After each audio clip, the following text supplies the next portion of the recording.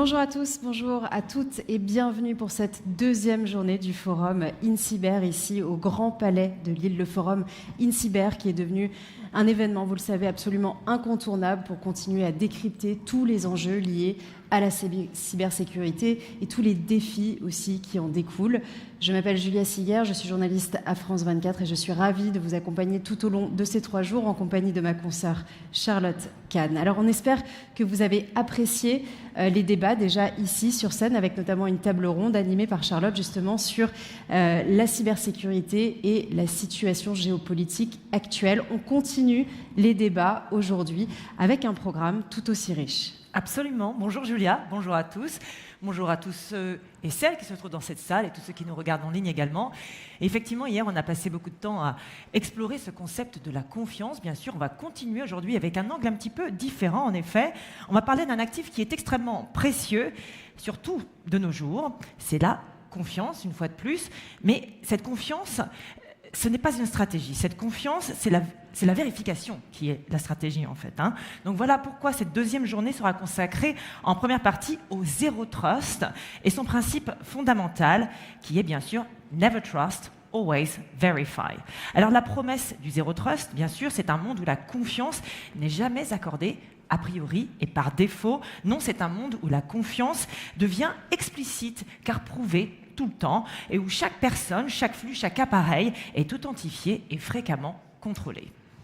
Effectivement, aujourd'hui nous évoluons, et vous le savez mieux que quiconque, dans un environnement numérique où la confiance, qui était peut-être considérée jadis comme un acquis, est devenue une vulnérabilité. Face à la multiplication des cyberattaques, à leur sophistication accrue et aux enjeux de souveraineté numérique, cette nouvelle approche du Zéro Trust semble s'imposer. Mais quelle est sa réalité opérationnelle?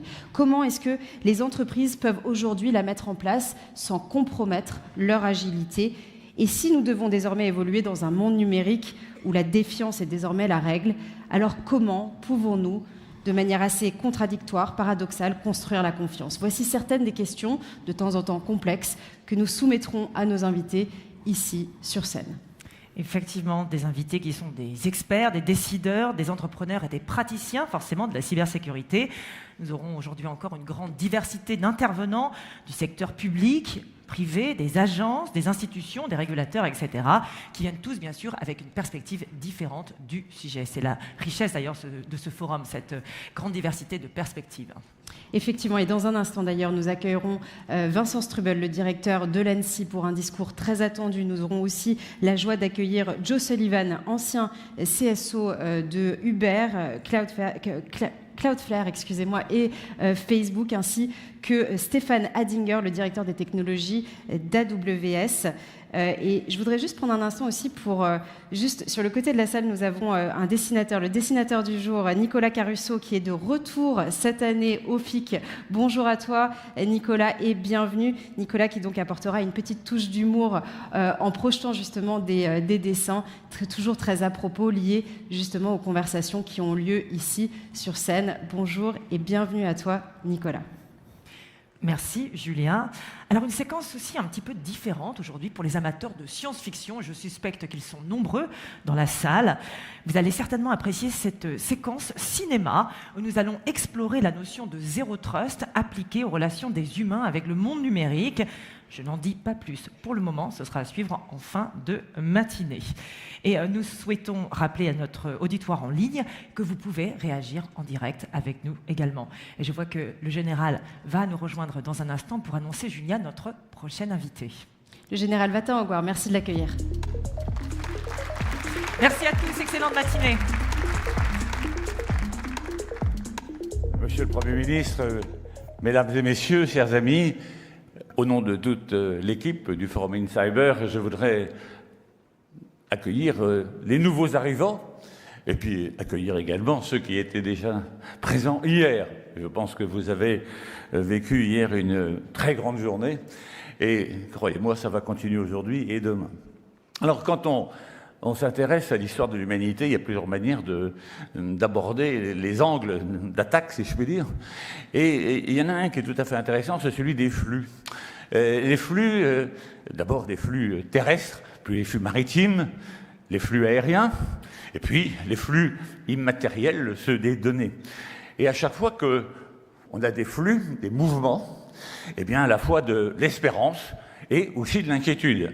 Et quand on est confronté à l'espérance et à l'inquiétude, à un moment donné, on se dit, il faut réguler. Il nous faut quelqu'un, une organisation qui fasse un peu l'arbitrage, mais pas simplement l'arbitrage, conseil, secours. Et je veux dire qu'en France, nous avons la chance, depuis maintenant 2009, d'avoir une agence nationale qui, je pense aussi, est particulièrement en pointe au sein de l'Union européenne. Et on le sait bien au travers de toutes les réglementations qui ont été promulguées, combien la France a été initiatrice, inspiratrice.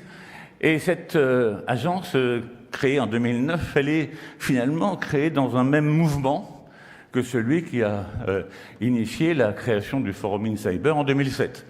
Et je dois dire que depuis 2009, le Forum INCYBER a le plaisir d'accueillir tous les ans l'Agence nationale pour la sécurité des informations. Et je me souviens des tout premiers jours où l'ANSSI était encore dans ses balbutiements, où Patrick Payoux, son directeur de l'époque, venait avec plaisir au forum pour exposer le début du commencement d'une stratégie. Et puis les choses ont continué avec la fidélité de Guillaume Poupard. Et aujourd'hui, nous accueillons avec très grand plaisir Vincent Strubel. Vincent, vous êtes notre phare, vous êtes notre tour de contrôle, mais plus que ça, parfois, vous êtes notre SAMU. Eh bien, je pense que votre présence ici au forum où on parle de confiance, est une présence évidente, bien sûr, mais encore plus forte avec cette notion de confiance. On a besoin d'avoir des référents, on a besoin d'avoir un pilote dans l'avion. Je passe la parole à Vincent Strubel, le pilote.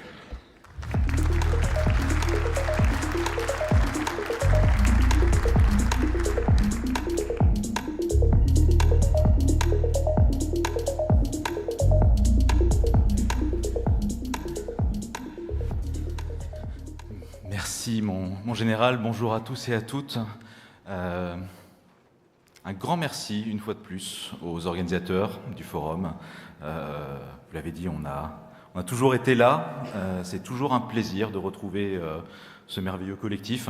Et puis peut-être que cette année plus que jamais, mais c'est vrai, je l'ai sans doute dit les années précédentes, on en a plus besoin que jamais. Mais c'est toujours aussi vrai.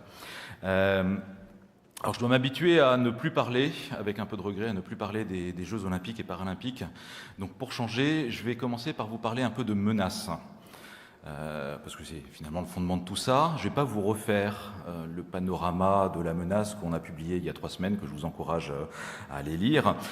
Juste vous rappeler quelques points saillants, 2 points saillants qui sont ceux qui fondamentalement m'inquiètent le plus.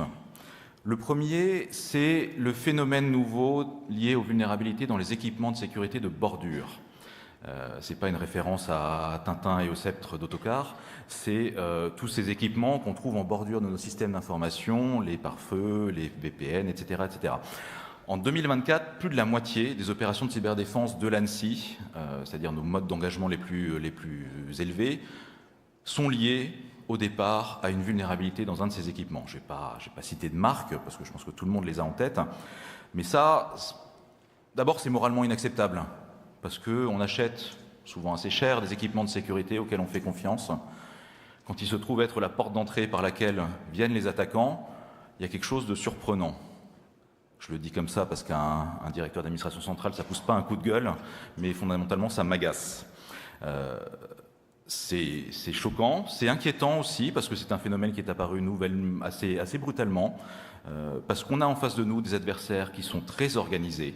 À chaque fois qu'il y a une vulnérabilité de cette nature-là, on voit en quelques heures des centaines, des milliers d'équipements de ce type compromis.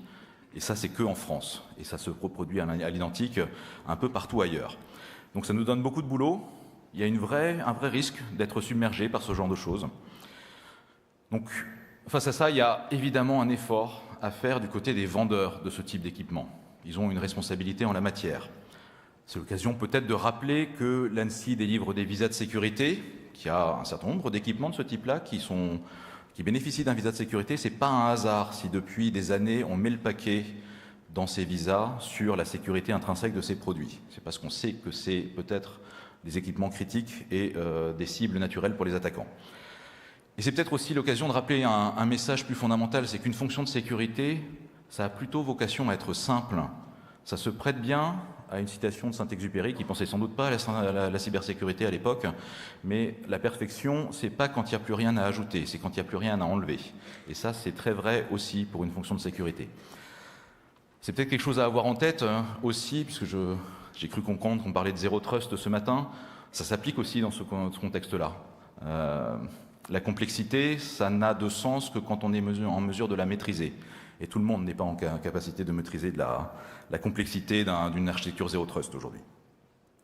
Et puis au-delà de ce que ça peut vouloir dire aux vendeurs, ça nécessite un effort collectif, ce problème de sécurité dans les équipements de bordure et cette organisation qu'on voit en face des attaquants. On a besoin collectivement, nous, praticiens de la cybersécurité, d'améliorer notre niveau de jeu, de superviser mieux ces équipements, de réagir plus vite, de faire de la remédiation massivement. Ça, à l'ANSSI, on a malheureusement appris à le faire un peu dans la douleur tout au long de l'année. On n'a pas fini, mais évidemment, ça ne concerne pas que nous. L'autre point sur lequel je voudrais insister en termes de menaces, c'est ce qu'on a appelé la menace de déstabilisation, qui est aussi un phénomène marquant de 2024. Alors c'est quelque chose qui recouvre plusieurs composantes de la menace. Des États qui se prépositionnent ou qui font du sabotage, des acteurs du crime organisé qui sont... C'est peut-être pas leur but en soi de faire de la déstabilisation, quoi qu'on puisse se poser la question certaines fois, mais en tout cas c'est un effet de bord assez régulier. Puis des acteurs activistes qui sont là pour déstabiliser d'une manière ou d'une autre, qui font évoluer un peu leur approche, qui font toujours des dénis de service, qui font toujours du hack and leak, mais qui font aussi désormais du sabotage d'installations industrielles. Alors c'est des moulins, c'est des éoliennes, ça peut prêter à rire dans une certaine mesure. Il ne faut pas trop en rire quand même parce que ça démontre une vraie intention. Cette menace, on y a fait face pendant les Jeux Olympiques et Paralympiques, ça a été une vraie victoire, mais il faut garder à l'esprit que c'était peut-être un exercice pas si compliqué que ça, dès lors qu'on avait du temps pour se préparer, qu'on savait quand on devait faire face, et que le problème plus général, il est plus compliqué. Et c'est difficile de pallier cette menace dans le contexte géopolitique, d'y voir un moyen de confrontation de plus entre les États. C'est très vrai, évidemment, c'est ce qui vient à l'esprit naturellement des acteurs affiliés à la Russie. Alors je ne parle pas que de services étatiques, mais de tout ce continuum d'acteurs qui sont aussi du crime organisé, qui est plutôt toléré, des acteurs activistes qui prennent fait et cause, qui font finalement une forme de continuum qui doit nous interpeller un petit peu. Et cette pression permanente, moi j'y vois quelque part un moyen de nous affaiblir. Sur le plan économique, par la perturbation, voire la faillite de nombreuses entreprises, et c'est chaque fois un drame.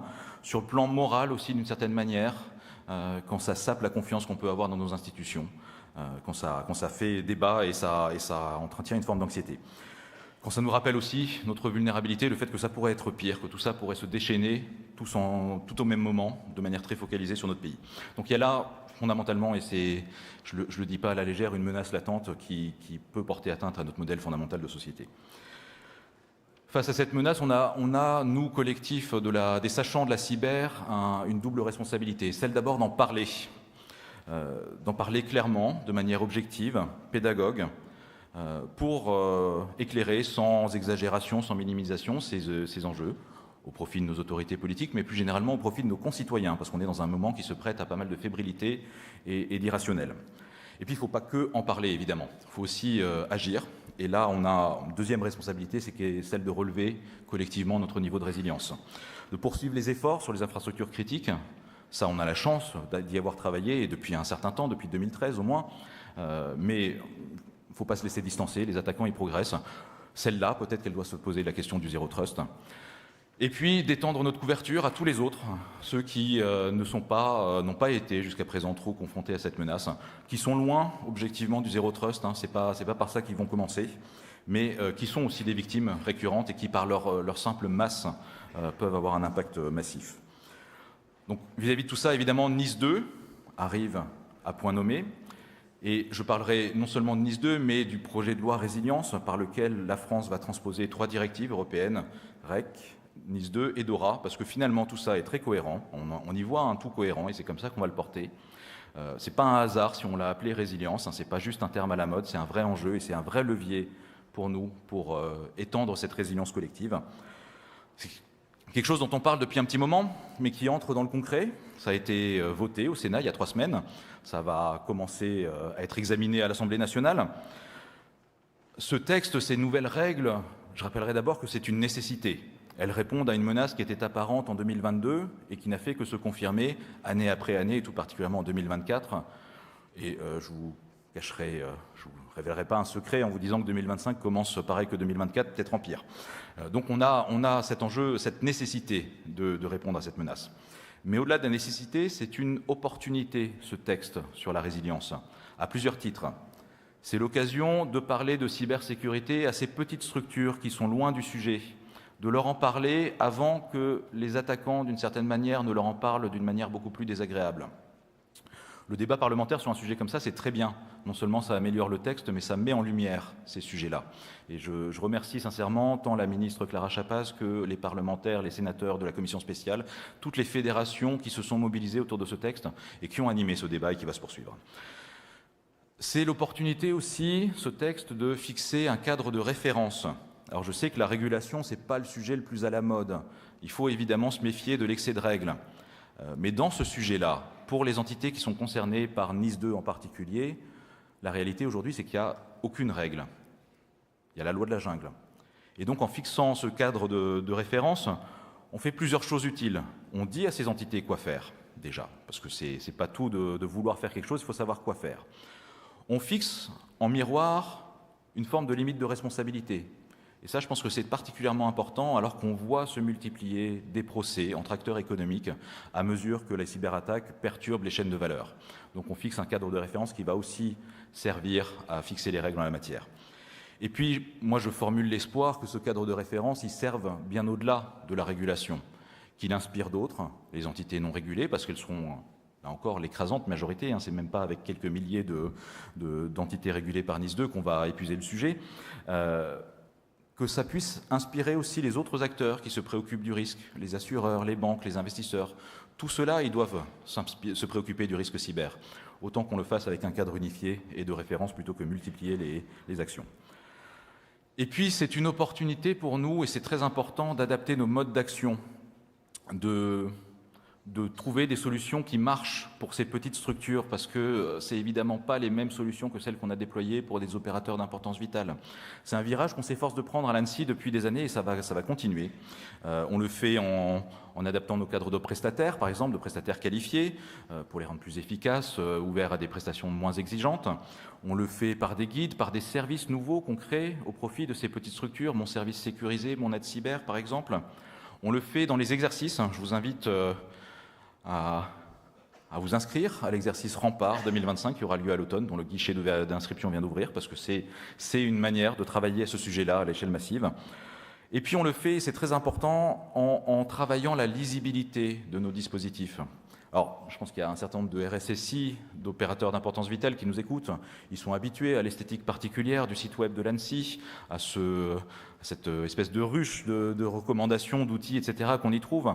On ne peut pas faire le même pari pour des patrons de petites structures qui n'ont peut-être même pas un RSSI, peut-être même pas un DSI. Donc on doit s'organiser et on le fait pour rendre tout ça accessible. Et donc vous trouverez aujourd'hui en ligne un nouveau portail qui s'appelle messervices.cyber.gouv.fr qui présente toutes les ressources que l'ANSSI peut mettre à disposition de ses bénéficiaires, mais d'une manière plus lisible, en guidant le lecteur en fonction de sa maturité, de sa taille, de son statut régulé ou pas, vers les bonnes ressources, pour ne pas se perdre dans les méandres d'un référentiel hyper technique, alors que ce qu'on cherche, c'est juste les 12 mesures d'hygiène et peut-être l'outil Monde Cyber pour avoir un premier diagnostic. Donc c'est une première version qu'on a mise en ligne. Évidemment, elle devra être améliorée. Évidemment, elle fera l'objet d'itérations, mais on vous invite à tester, à nous faire des premiers retours, parce que c'est de ça qu'on a besoin. Et puis cet effort d'adaptation, c'est aussi un vrai effort du collectif qui dépasse largement l'ANSSI. C'est un effort de tous les réseaux de relais qu'on s'est mobilisés. Les services de l'État, plus que jamais mobilisés. Je remercie par exemple la gendarmerie nationale qui se mobilise autour de mon aide cyber pour apporter des diagnostics sur le terrain. Tous les réseaux de CSIRT dont on parle depuis un certain temps déjà, qu'on continue à densifier, à développer, à structurer, parce qu'ils sont une pierre angulaire de l'assistance. Alors l'assistance aux victimes, mais pas que, de la prévention aussi. Moi je suis très heureux, cette année de constater les progrès qui ont été réalisés, les pièces de puzzle qui se mettent en place. Hier, les 6 sœurs territoriaux ont publié leur premier rapport d'activité, qui montre que c'est un modèle qui est nouveau, mais qui a pris, qui a une utilité, qui traite des incidents et qui sait travailler ensemble. On a aussi franchi hier une étape dans l'intégration, en tout cas l'articulation entre le 17 cyber, ce guichet naturel qui doit être dans l'esprit de l'ensemble de nos concitoyens, et ce tissu de 6 sœurs territoriaux, qui sont aussi une des manières de répondre aux besoins des victimes, mais pas que. Et puis il y a évidemment un enjeu d'adaptation de l'offre privée. Vendre des solutions de cybersécurité à une PME, c'est pas pareil qu'un OIV. Il faut sans doute des solutions un peu adaptées.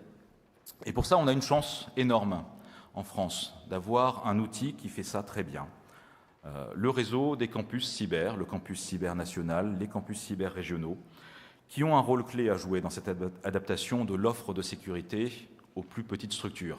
Ils sont un lieu de rencontre naturelle entre les bénéficiaires de ces outils et les offreurs. C'est là qu'on peut organiser le recueil du besoin, mais aussi la boucle de rétroaction, parce que évidemment, c'est jamais bon du premier coup. Et donc, organiser cette discussion entre bénéficiaires et offreurs, c'est ce que peuvent faire les campus pour nous aider à améliorer l'offre, pour créer des solutions nouvelles aussi, en mobilisant l'intelligence collective, pour développer, et c'est un enjeu plus important que jamais, notre autonomie stratégique avec des offres françaises et européennes sur ces sujets. Et à ce sujet, moi, je veux saluer, alors à la fois la page qui se tourne, le travail formidable qu'a réalisé Michel Vandenberg à la tête du campus cyber national, cette aventure un peu folle qui nous donne aujourd'hui ce bel outil.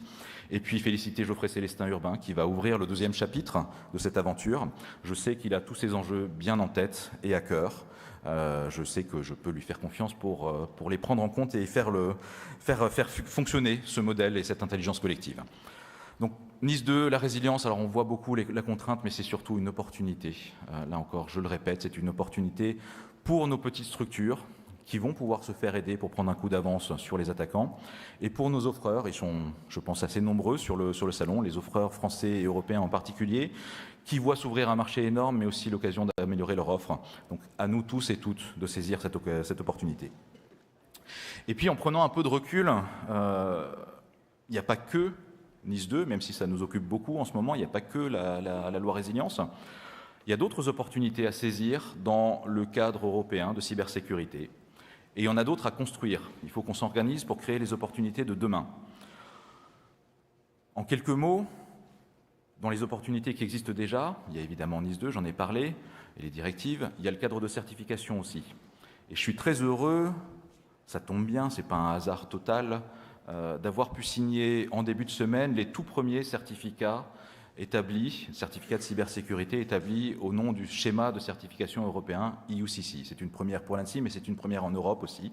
C'est l'aboutissement d'un long chemin, mais ça nous donne un outil particulièrement pertinent dont il nous appartient à tous et toutes, là encore, de nous saisir. Le nouveau chapitre qu'on doit écrire au niveau européen, il s'ouvre maintenant, évidemment, on est en début d'une mandature européenne. Il y a un consensus assez large, mais je le répète, parce que je le partage, sur le fait que la priorité, ça ne doit pas être d'écrire des nouvelles règles. On a ce qu'il nous faut là aujourd'hui.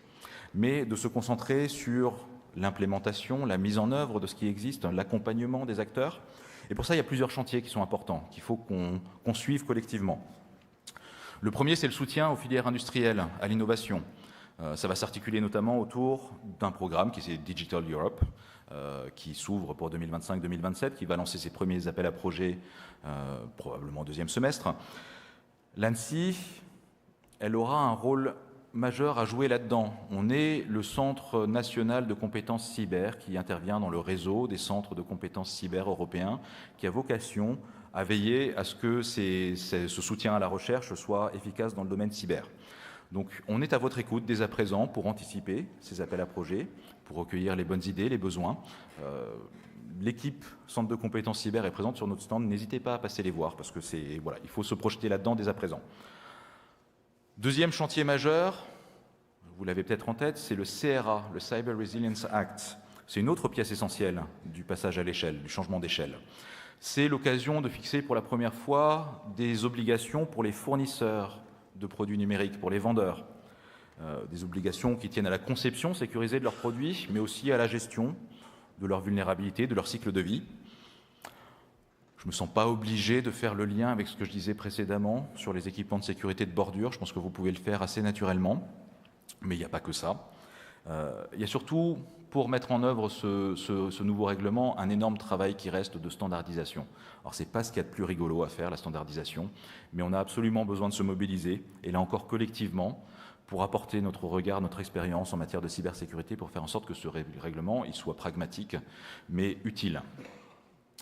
Et puis un dernier chantier, qui n'est pas des moindres, que tout le monde n'a peut-être pas en tête, mais au deuxième semestre 2025, on va réviser, c'est ce qui est prévu, le CSA, le Cyber Security Act, qui pose notamment la base des schémas de certification dont EUCC est un exemple. Ça, c'est un chantier important. C'est l'occasion, et on doit le faire, de se reposer les questions, de capitaliser sur ce qui a marché, même si ça aurait pu marcher plus vite, et le schéma de certification EUCC en est un exemple, de reposer calmement ce qui n'a pas marché, des questions qu'on a tous en tête, sur lesquelles on n'a pas réussi à s'entendre, sur le cadre, la portée du cadre, sur le cloud notamment, mais certainement pas que. Il faut prendre le temps de rediscuter de tout ça de manière dépassionnée, de l'analyser aussi, c'est une évidence, à l'aune d'un contexte géopolitique qui a un peu évolué, et de voir si on arrive à avancer ensemble sur ces sujets-là qui sont plus importants que jamais. Et puis c'est l'occasion aussi, il ne faut pas rester que sur les sujets du passé, mais qui sont toujours d'actualité, c'est l'occasion d'ouvrir de nouveaux horizons. Et il y a là-dessus un enjeu essentiel, c'est celui de la certification des prestataires de cybersécurité au niveau européen. Ça, c'est un modèle qui marche, qui existe au niveau national, la qualification des PASI, des prises, des P10, etc. Je ne vous fais pas toute la liste. Ça marche, je ne sais pas comment on ferait objectivement aujourd'hui en France sans ces prestataires de sécurité qui sont nos compagnons de lutte du quotidien, qui traitent la majorité des attaques. Et si l'ANSSI était seule face à la vague de menaces qu'on a encaissées ces dernières années, je pense qu'on ne s'en serait pas sorti.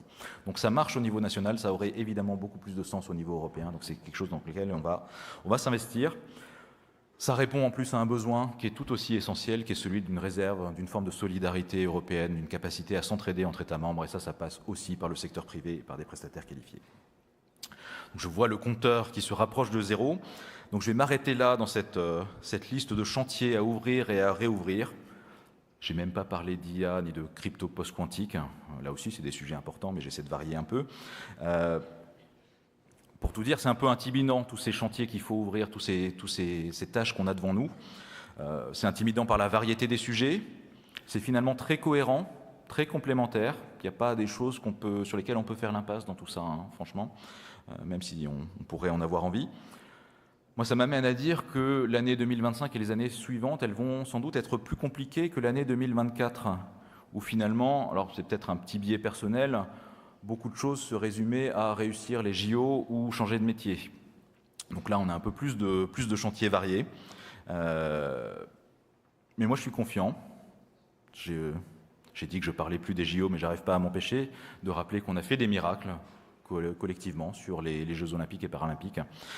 Je sais qu'on en fera d'autres sur ces autres chantiers. Et puis, je sais plus fondamentalement qu'on n'a pas le choix, parce que là encore, j'ai insisté un peu au début sur la menace.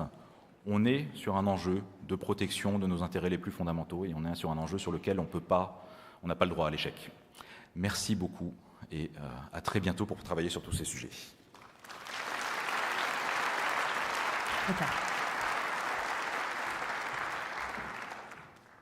Merci Vincent Strubel. Merci de nous rappeler que le besoin de renforcer notre résilience ici en Europe est une opportunité, bien sûr. On passe à présent à notre premier panel de la journée. Comme je le mentionnais ce matin en ouverture, au fil des années, le concept de Zéro Trust s'est imposé comme un pilier incontournable de la cybersécurité moderne. Mais derrière ce terme un peu contre-intuitif, car il ne s'agit pas, comme je l'expliquais, tant de zéro confiance que de renforcer la confiance fondée sur la vérification, il y a cette question existentielle et essentielle.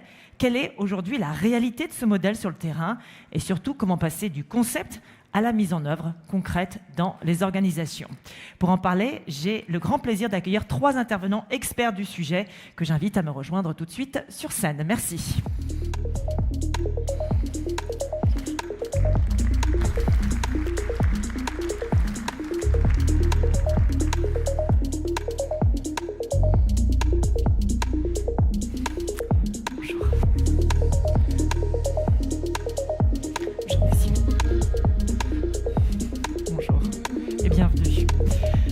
Bienvenue à tous les trois. Merci de nous rejoindre pour cette première discussion de la journée.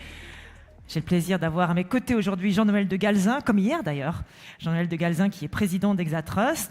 Nous avons également avec nous Éric Singer du Césin, responsable du cursus cybersécurité à l'ESIEE, c'est l'école supérieure d'ingénieurs en électrotechnique et en électronique, et Benoît Fuseau, président du CLUSIF. Donc merci d'être avec nous ce matin.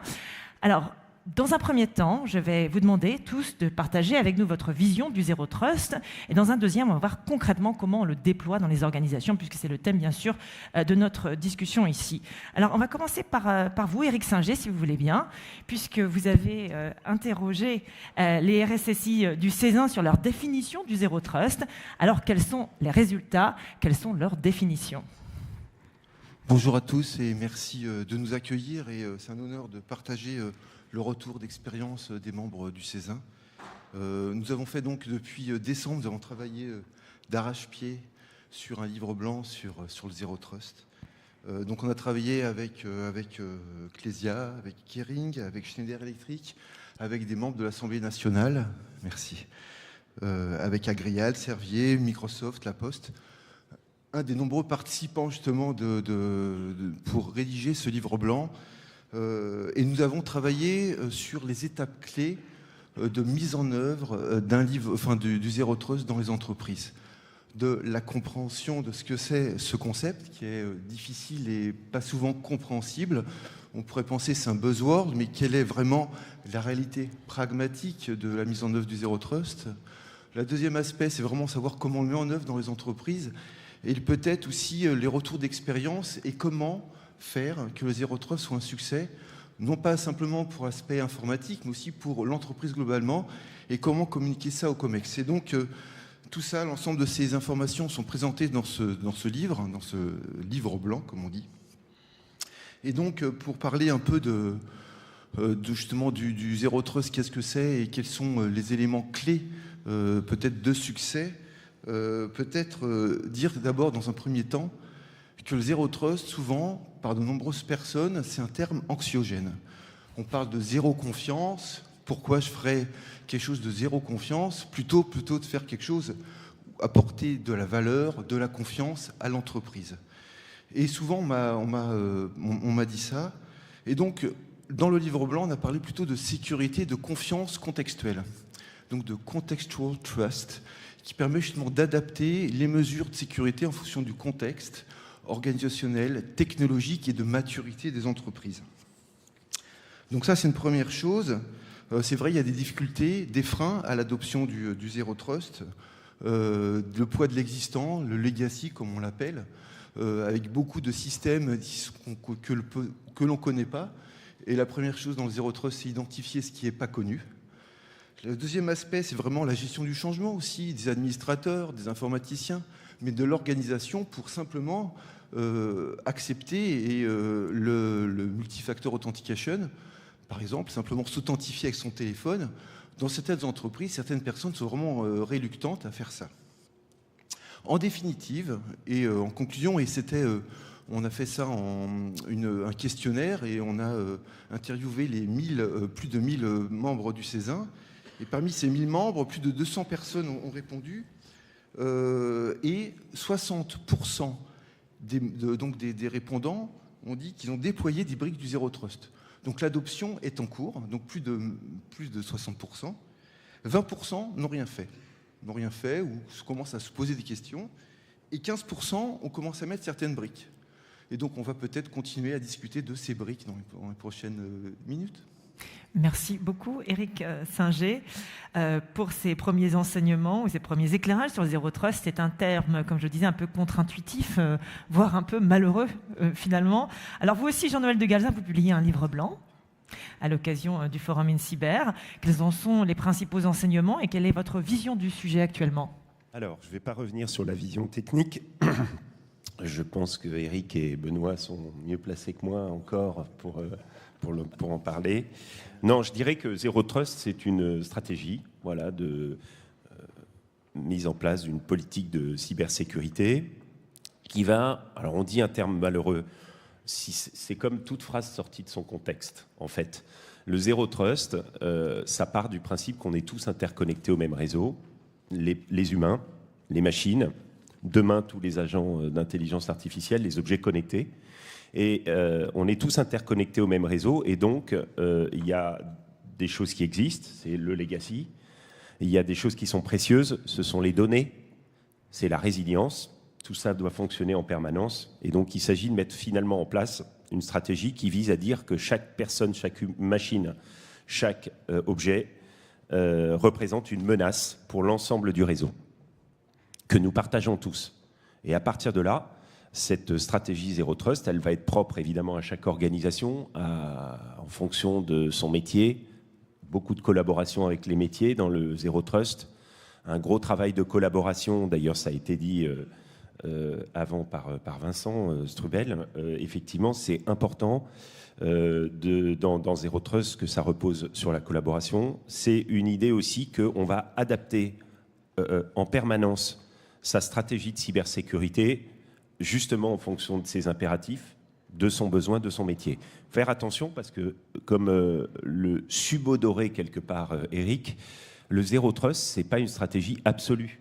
On n'a pas du Zéro Trust partout. Ensuite, le Zéro Trust, c'est avec les utilisateurs. Donc c'est très important qu'une stratégie Zéro Trust repose sur une bonne stratégie au niveau de l'authentification, de l'identification des utilisateurs, évidemment de l'inventaire des utilisateurs et ensuite de tous les liens avec l'inventaire des machines, avec l'inventaire des objets connectés et des processus de l'entreprise. Alors nous, effectivement, chez Exatrust, alors, et même à titre personnel, j'ai participé à un certain nombre de conférences ou d'ateliers avec des utilisateurs, des entreprises sur le Zéro Trust, et j'étais quand même assez frappé de voir qu'en règle générale, ce sont des grands acteurs globaux qui viennent parler de Zéro Trust.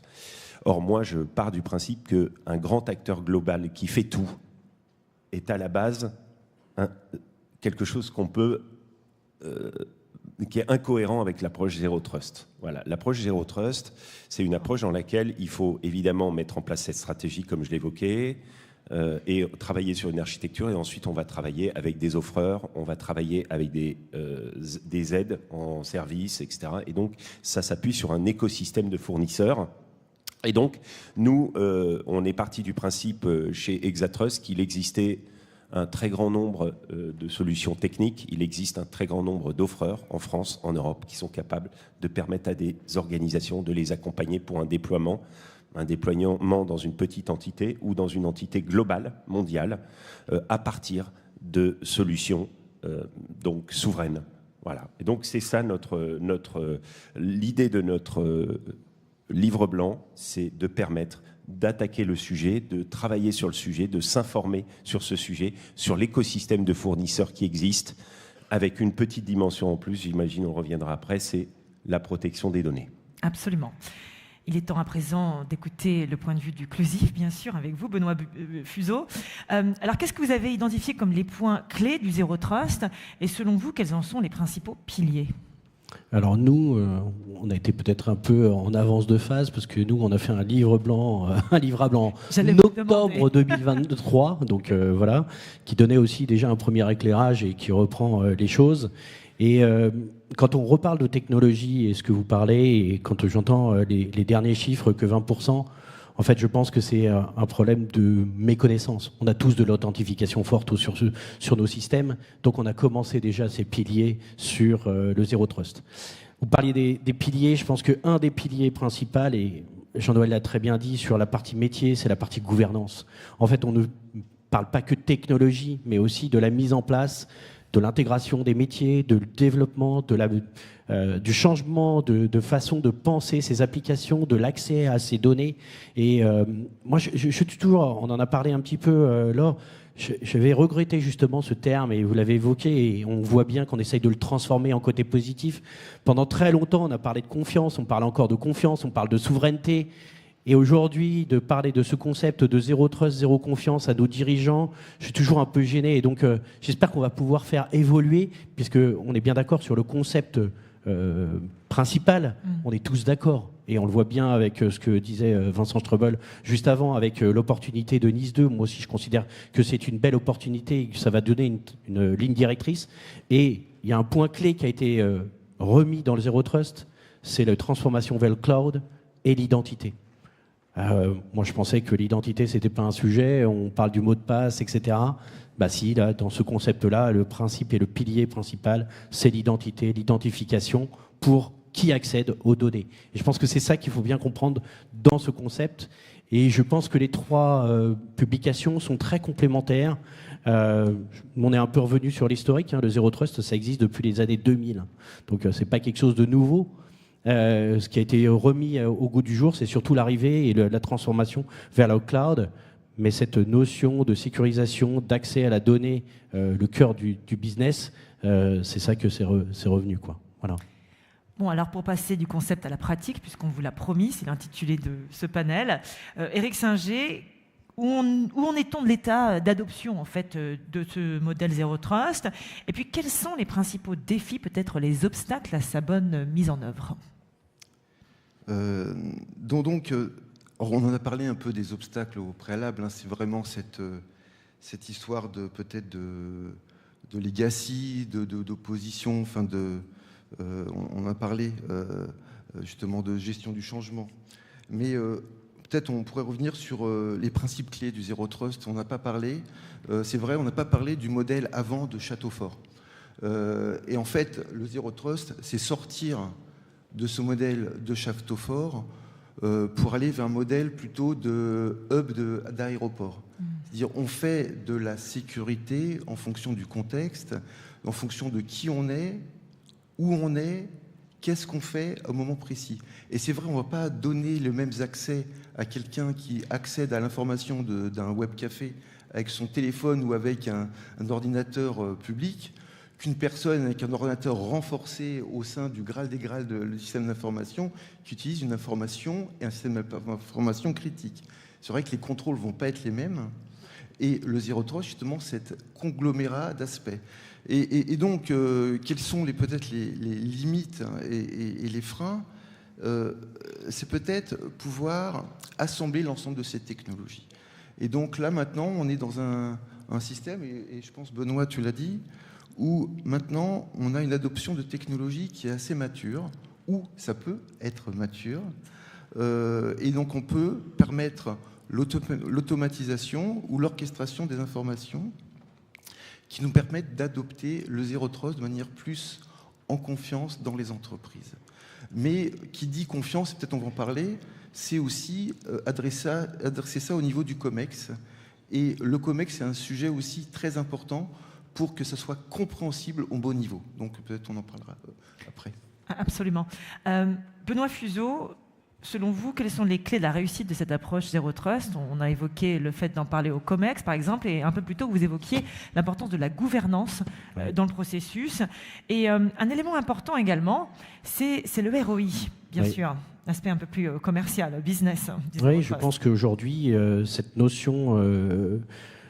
Et en fait, aujourd'hui, tous nos concepts, on le voit qu'on est, Jean-Noël disait, on accumule des solutions de sécurité. Et je pense qu'aujourd'hui, dans certaines structures, on atteint des limites budgétaires et on va être de plus en plus challengé sur justement la rentabilité, questionner sur aussi le coût aujourd'hui de l'optimisation de nos solutions. Pendant très longtemps, on appelait le directeur financier, on passait en COMEX, on disait on avait besoin de telle solution parce qu'on avait tel risque. Aujourd'hui, on voit bien qu'il faut être plus fort, plus argumenté.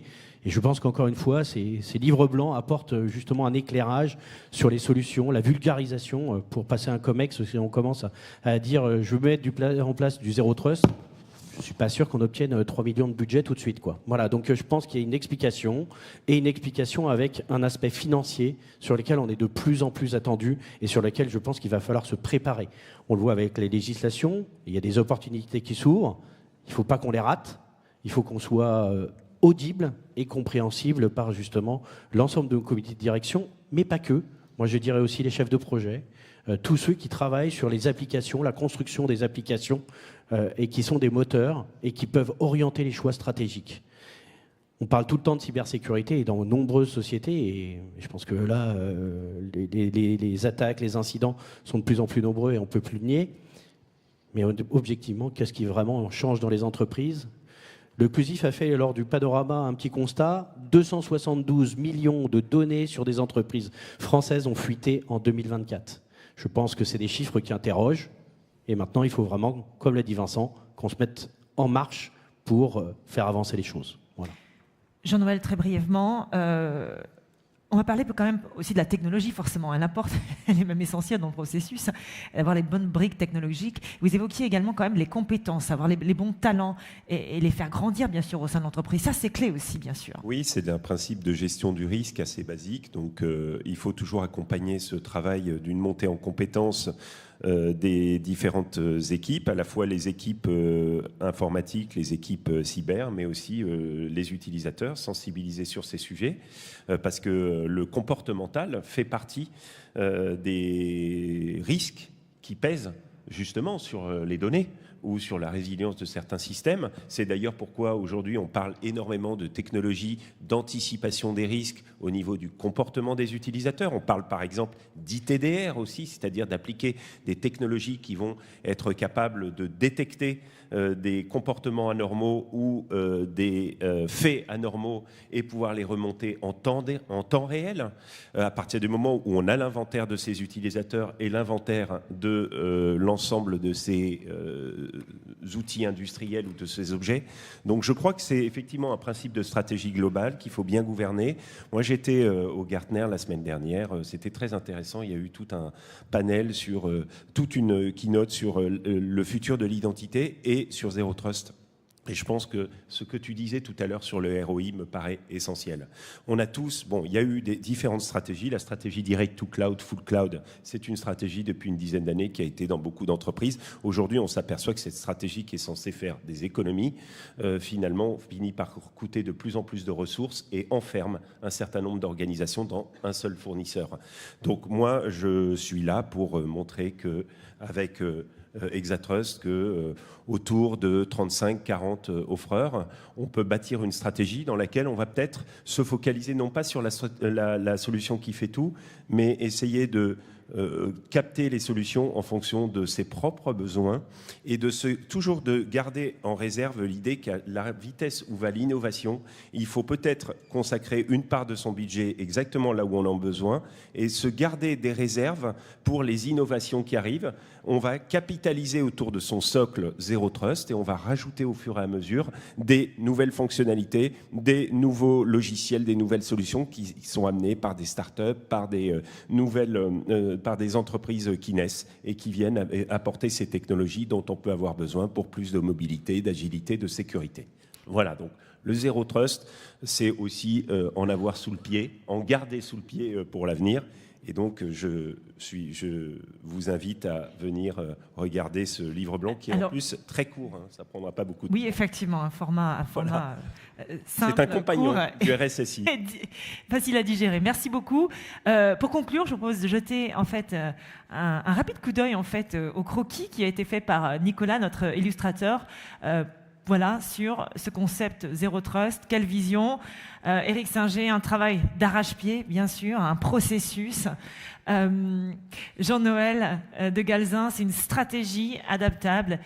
Et enfin, Benoît Fuseau, un pilier, l'identité, bien sûr. La gouvernance aussi, on en a parlé. Un grand merci à vous pour vos éclairages. Merci à vous. Si je peux me permettre juste un petit mot, je voudrais juste passer un message. Ces associations professionnelles sont hyper importantes pour la communauté. Vincent Strubel a rappelé qu'on devait travailler ensemble. Et je voudrais juste faire un petit appel pour que vous veniez rejoindre nos associations parce que ça permet d'aider les travaux de l'ANSSI. On est là en soutien aussi par rapport à tout ce qui est fait et aussi à aider à diffuser cette information le mieux et à la vulgariser. Je voulais vous remercier. Merci beaucoup. Merci Benoît, Éric et Jean-Noël. Merci à tous les trois. Et avant d'enchaîner avec notre prochaine séquence, une annonce importante. Nous sommes ravis de vous annoncer la sortie d'un tout nouveau podcast signé INCYBER News. Ça s'appelle INCYBER Voices. C'est animé par Mélissa Perrier, qui est rédactrice en chef du média. INCYBER Voices, vous voyez s'afficher sur l'écran, c'est le podcast qui décrypte la cybersécurité pour tous les métiers. Parce que les risques cyber, bien sûr, ne concernent pas uniquement les RSSI, on vient d'en parler. Ce podcast s'adresse à tous ceux qui, dans leur quotidien professionnel, sont confrontés à ces enjeux. sans le savoir, même parfois. Ce podcast offrira des témoignages concrets, des éclairages utiles pour mieux comprendre, anticiper et agir, à partager bien sûr sans modération avec vos directions, vos équipes RH, finance, communication, etc. Alors pour le premier épisode, la thématique du Zéro Trust justement a été choisie. Le premier épisode s'intitule Zéro Trust, vraie révolution ou simple buzzword, et c'est Henri P02, qui est président et directeur des actifs numériques de la SNCF, du groupe SNCF, qui a été interviewé pour ce premier épisode. N'hésitez pas donc à l'écouter tout de suite. Vous pouvez le faire en flashant ces codes QR qui s'affichent à présent à l'écran. Prenez un petit peu de temps peut-être pour vous familiariser avec tout ça. C'est le podcast INCYBER Voices. Voilà, j'invite à présent Julia à vous présenter notre prochaine invité pour un témoignage qui s'annonce absolument fascinant. Merci à tous. Merci beaucoup, Charlotte. Merci. Our next guest is a former security leader at eBay and PayPal, and he served as chief security officer at Facebook, Uber, and Cloudflare.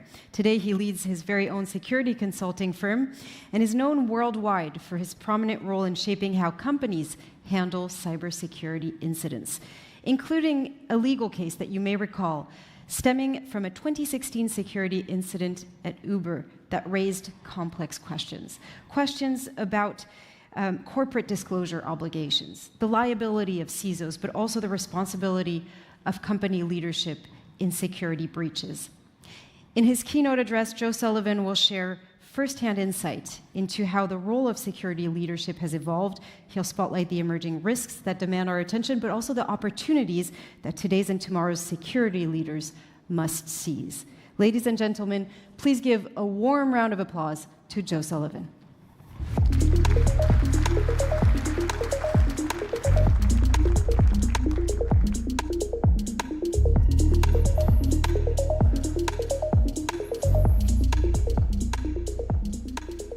Good morning, everyone. It's great to be here. Thank you for the indulgence of letting me speaking in English. My high school French is not that good. So my career is a story of zero trust in a certain sense. I spent my first 8 years with the United States Department of Justice. I had the privilege of being the first full-time cybercrime federal prosecutor in the United States. And what that meant was that I would go around Silicon Valley and talk to companies and say, tell me about your cybercrime issues so that we can prosecute the bad guys. And the companies would say, we don't trust you. We don't have any cybercrime. There were no disclosure obligations in 2000 when I was starting those conversations. And I had to try and build trust. I had to say, we don't want to go after you. We want to go after the people who are targeting your customers. And little by little, we started to build trust, and we started to do cases together. And then after a couple of years, I switched over. I left the government and went to eBay. And my job at eBay was to oversee our fraud investigations team. And as part of that job, I traveled around the world speaking with law enforcement and explaining how they could do cases.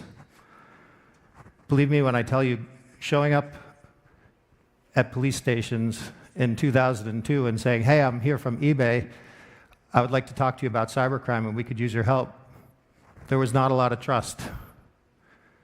And then certainly when I went to Facebook, it was more of the same.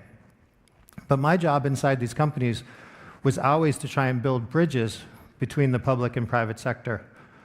I testified in Brussels several times. I testified before the US Congress multiple times. I went to China, I went to India, I went to lots of different countries to talk about how do we get the public and the private sector to work together.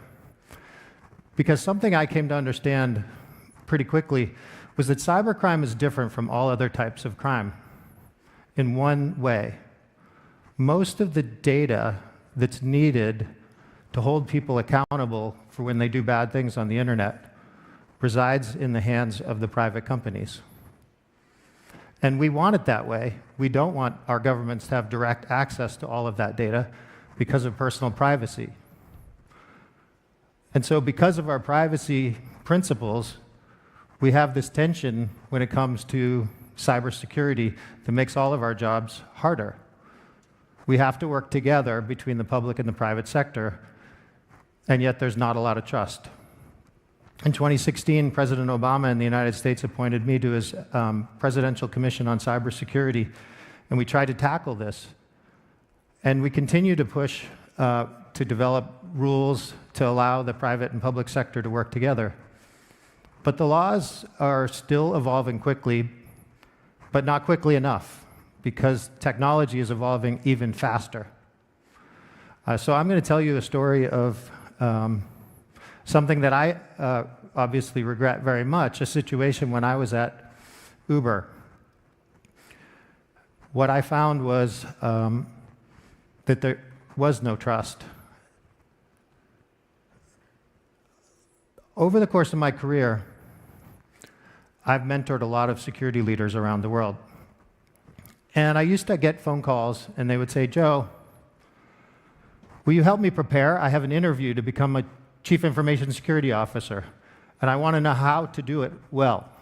I want to be able to speak to the CFO and the CEO and all the other leaders about cybersecurity." And about 4 or 5 years ago, that started to change. Now, when I get those calls, they're different. The call I get now is, "Joe, I've been asked to interview for the Chief Information Security Officer role. Do I even want to do that job?" It seems scarier than it used to be. It used to be a technical job. It used to be a job where you were fighting the bad guys. Now the tension between the private and the public sector has gotten so high, the trust has gotten so low, that people are afraid to take the role because of cases like mine.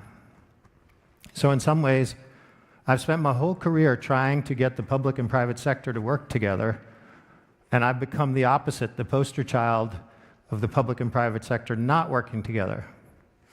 And I'm here today as part of my effort to try and fix that.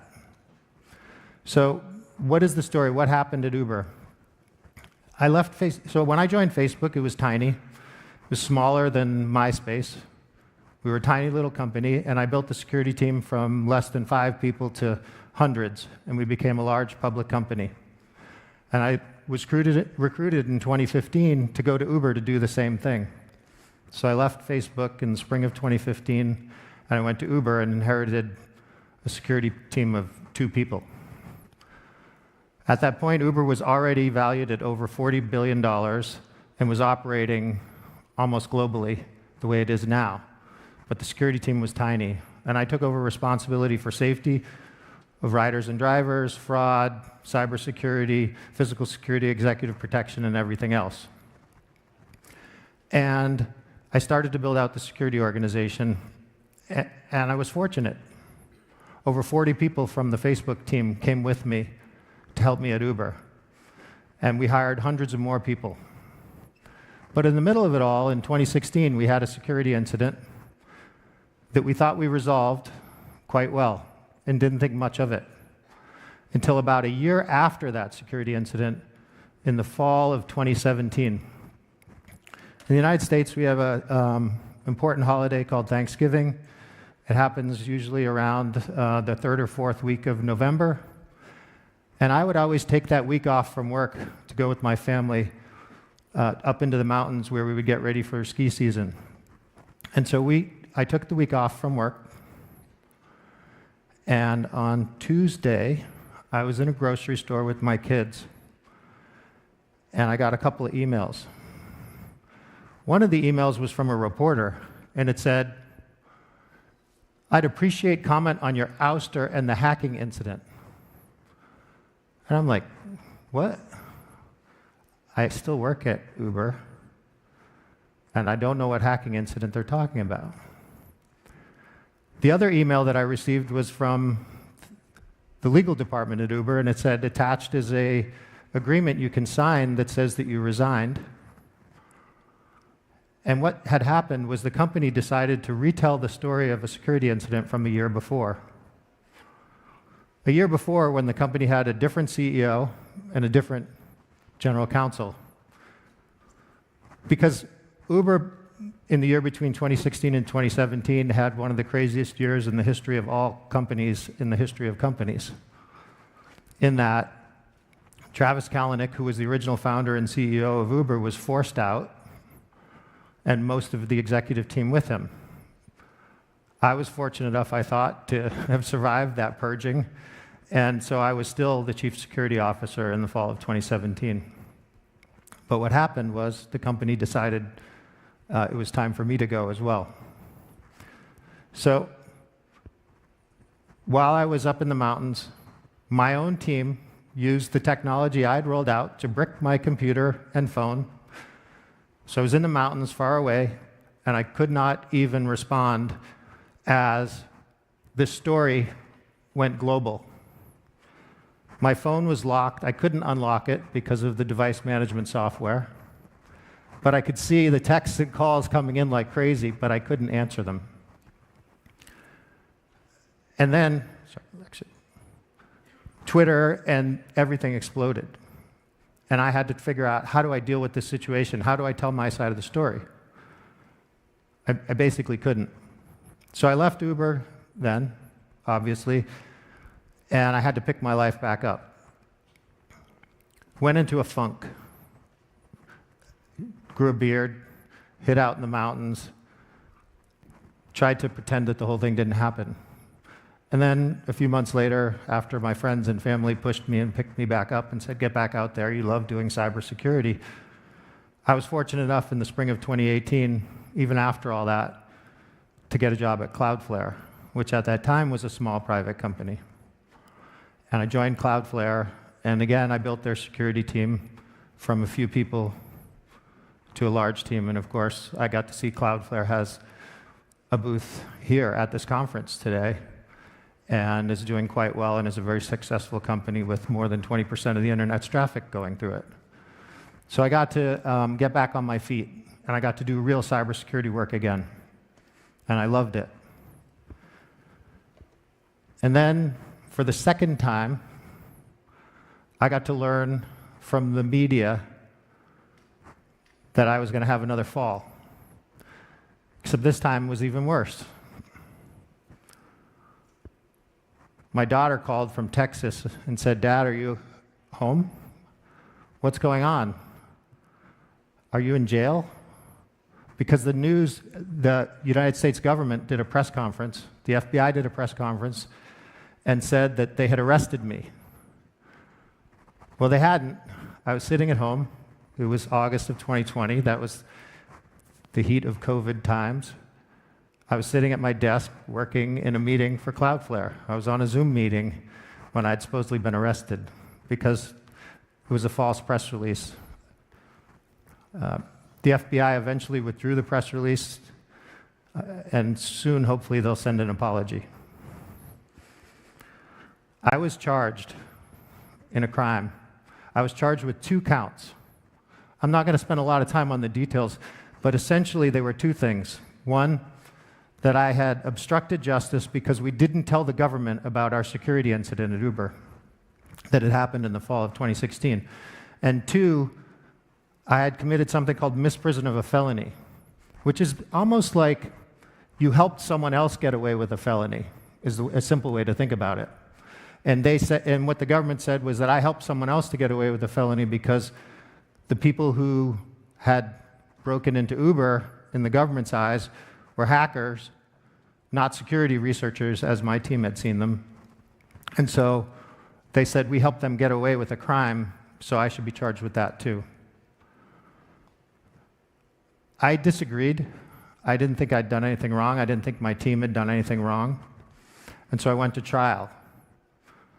This is a drawing from the trial that was done by one of my daughters. In the United States, you're not allowed to have cameras in federal courtrooms. The whole trial, I wore a mask because it was COVID. It was required. Only the person who was testifying could take their mask off. So the jury in the trial never saw my face.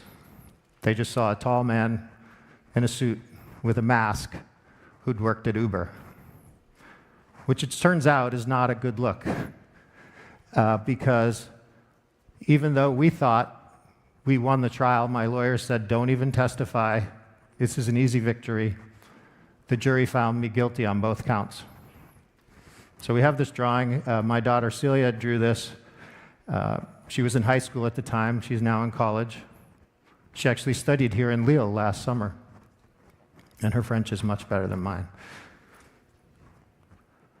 So let me take you back to why we thought we didn't do anything wrong during the incident.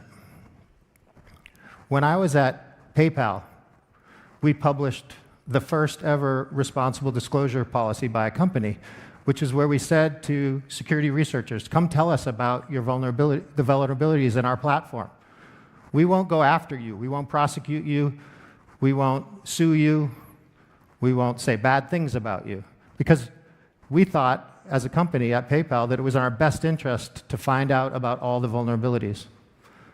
When I went to Facebook, right after I got there and took over security, we published a responsible disclosure policy.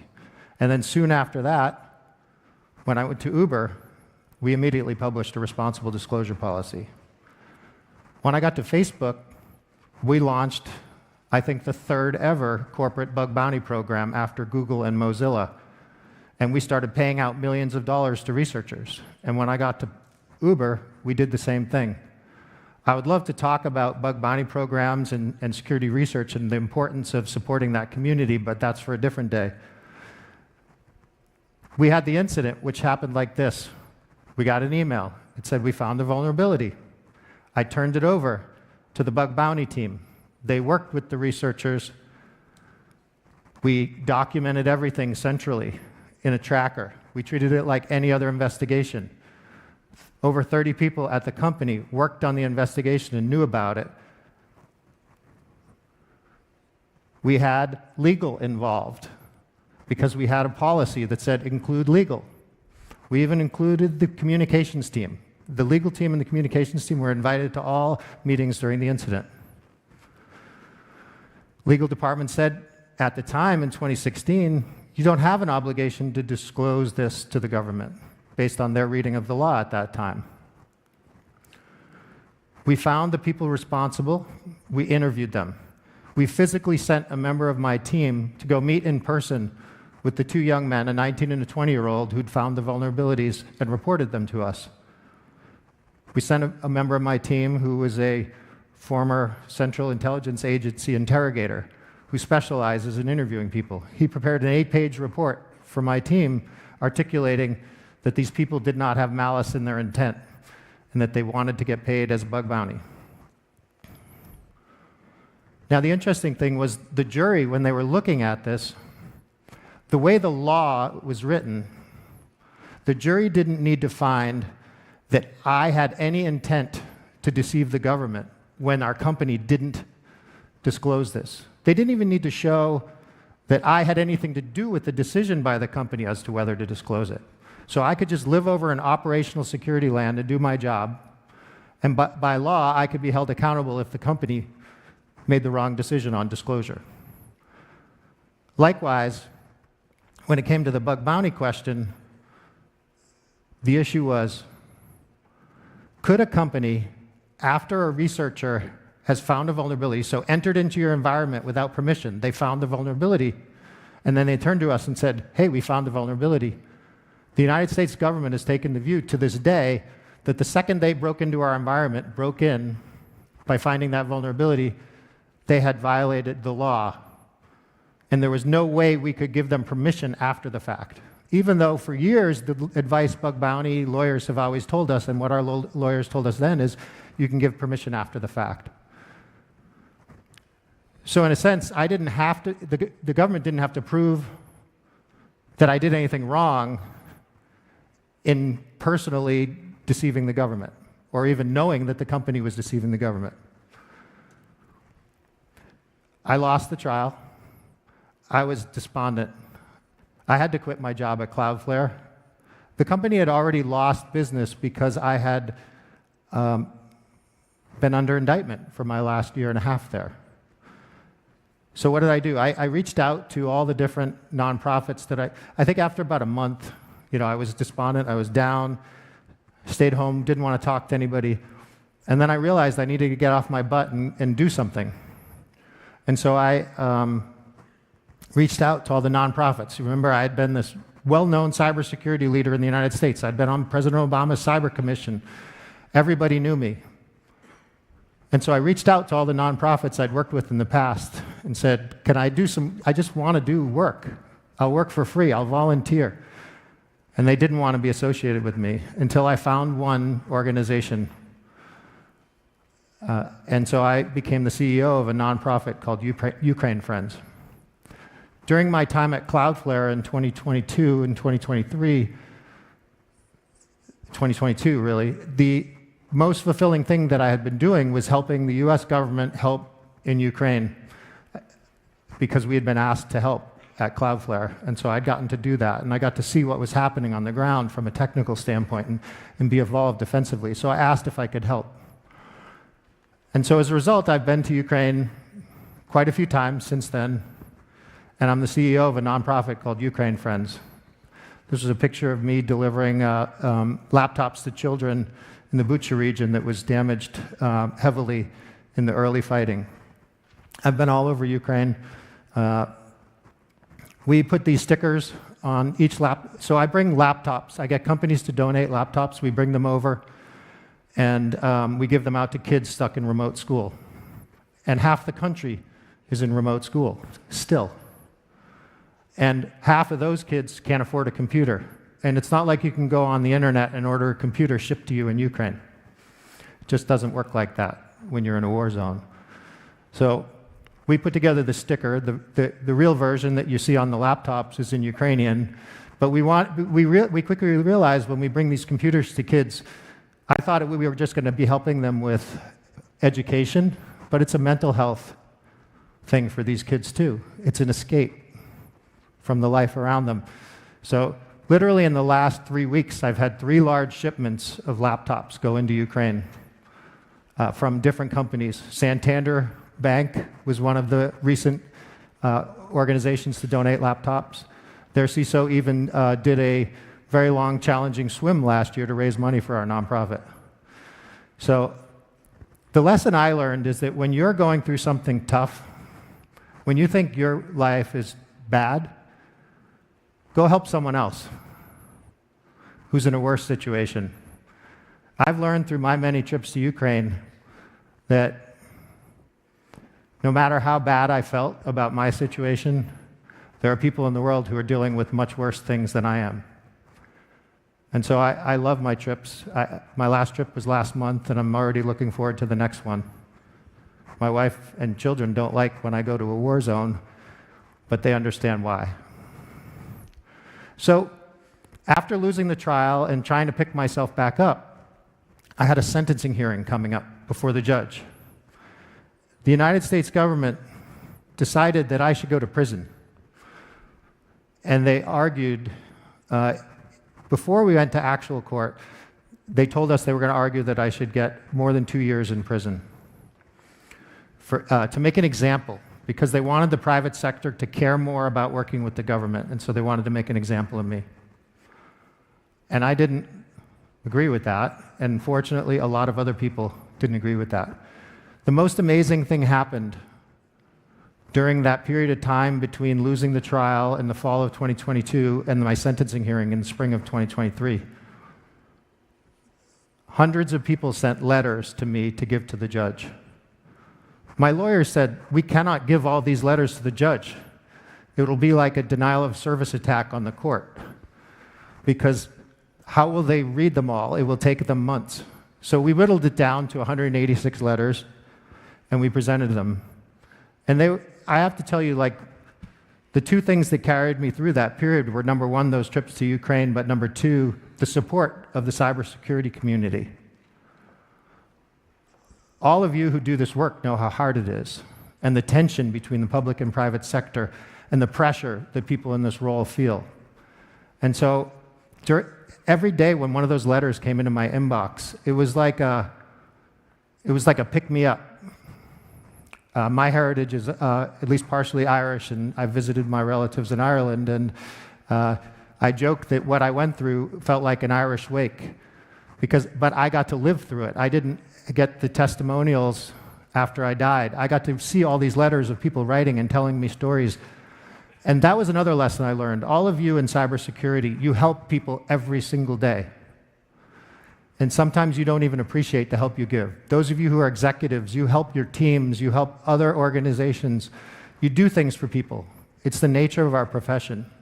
It's a very noble profession in that regard. We don't go to work every day trying to make the most money for our company. We go to work every day trying to help people. So I lost the trial, but in the end, I won the sentencing. The judge said that he'd reviewed the evidence and it was not a cover-up. Like, if you Google my case, every article says it was a cover-up. The only person who said it wasn't a cover-up was the person who mattered, the judge. He said it wasn't a cover-up, and he gave me probation and said, go live your life. So I didn't have to go to jail. The judge also said another interesting thing. He said to the government, why isn't the CEO here? The CEO is the person who's ultimately in charge. And I've talked to so many people in the cybersecurity community about this point. The CEO sets the culture on security. The CEO gives you your budget. And the CEO is where the buck stops in terms of risk-making decisions. And so what we're seeing is a trend to move the responsibility to the entire executive team, which I think is where it should be. So I learned a lot of lessons. I think we need to err on the side of transparency. We need to make sure integrity is part of our operational processes. We always need to have a better dialogue and support with our general counsel. And we need to escalate if it doesn't feel right on the inside. And then most importantly, we got to stop this zero trust situation. We've got to work to build a partnership between the public and the private sector. The thing that I've been trying to do for my whole career. I have a lot more detailed advice that I sometimes can go into on, because I think fundamentally we invest a lot in prevention. Like, if you walk the conference floor here, there's so much on buy this product or use this to prevent. But at the end of the day, as security people, do you know what we get judged for?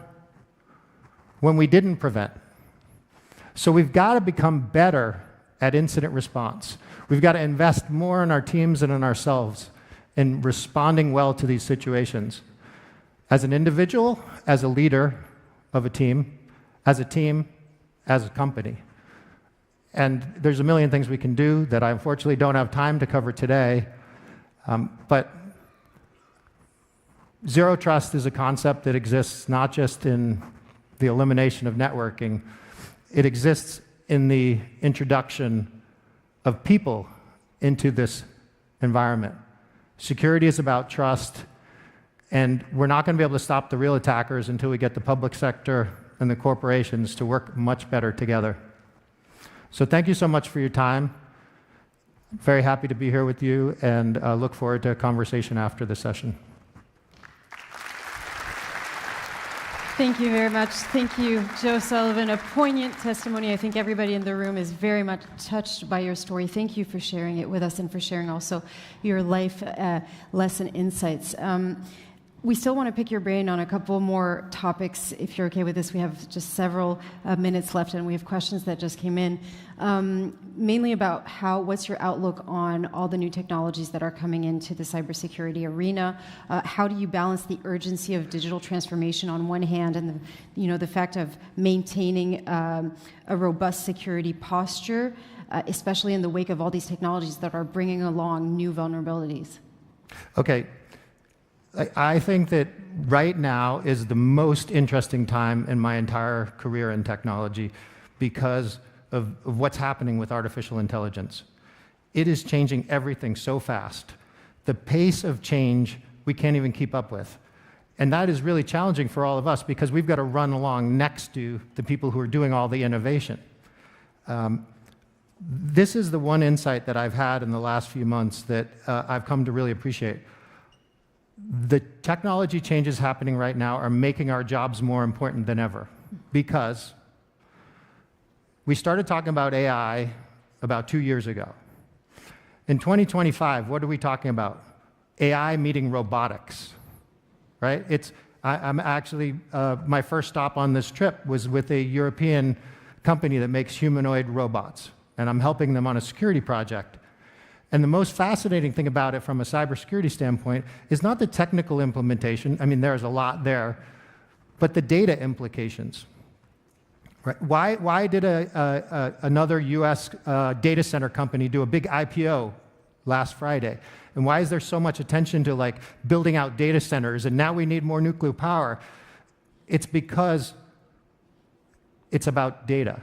Right now, you can't just let the AI run a robot because we don't have enough data in the data centers. Why is Meta subsidizing giving out glasses? Because they're collecting 3D data. All the data in our warehouses is 2D data. Right? It's about things that were on paper. But now the data centers are going to get filled up with three-dimensional data. Like if a waiter or a waitress navigates a restaurant, how many decisions do they make before they put a plate in front of you? Which side do they come up on? Do they take your glass? Do they move? If a robot is going to do that, all of those decision-making pieces of data are going to end up in data centers. Who's going to secure all that data? The people in this room. And so our job is not getting easier, it's getting harder right now. Now, people in this room want to know also, can you describe perhaps another situation where security considerations significantly altered or perhaps delayed digital transformation initiatives, and what are the type of lessons that you learned in the process? I could give you an example just from this week with that meeting that I had where we're working with the robotic company. CAD design has been the same basically since the 1990s, but the CAD design systems were built in the 1990s. So with this robotics company, we're working through right now, how do we secure the CAD? Because if you're a robotics company in 2025, what is your most valuable asset? The intellectual property in your CAD system. But you can't get it to work with a modern single sign-on. So I'm in the middle of a negotiation with the CEO right now about like, how do we migrate to a modern CAD environment without disrupting the production of robots for 6 months? Because you can't really change your design system halfway through the life cycle of a robot. Right. And those are the types of challenges that are just going to come up every single day in this job. And that are going to continue to be raised. Thank you so much, Joe Sullivan. I think we give him very much a very warm round of applause. Thank you. Thank you, Avril. Thank you. Please. Et tout de suite, on va passer à la table ronde dédiée au sujet du Zéro Trust. On vous l'a dit, c'est le fil rouge de cet événement. On va le faire avec nos invités qui, vous allez le voir, sont issus de nombreux secteurs extrêmement variés. Comment le mettre en place? Comment ne pas compromettre l'agilité? Une discussion très opérationnelle. Merci d'accueillir nos invités.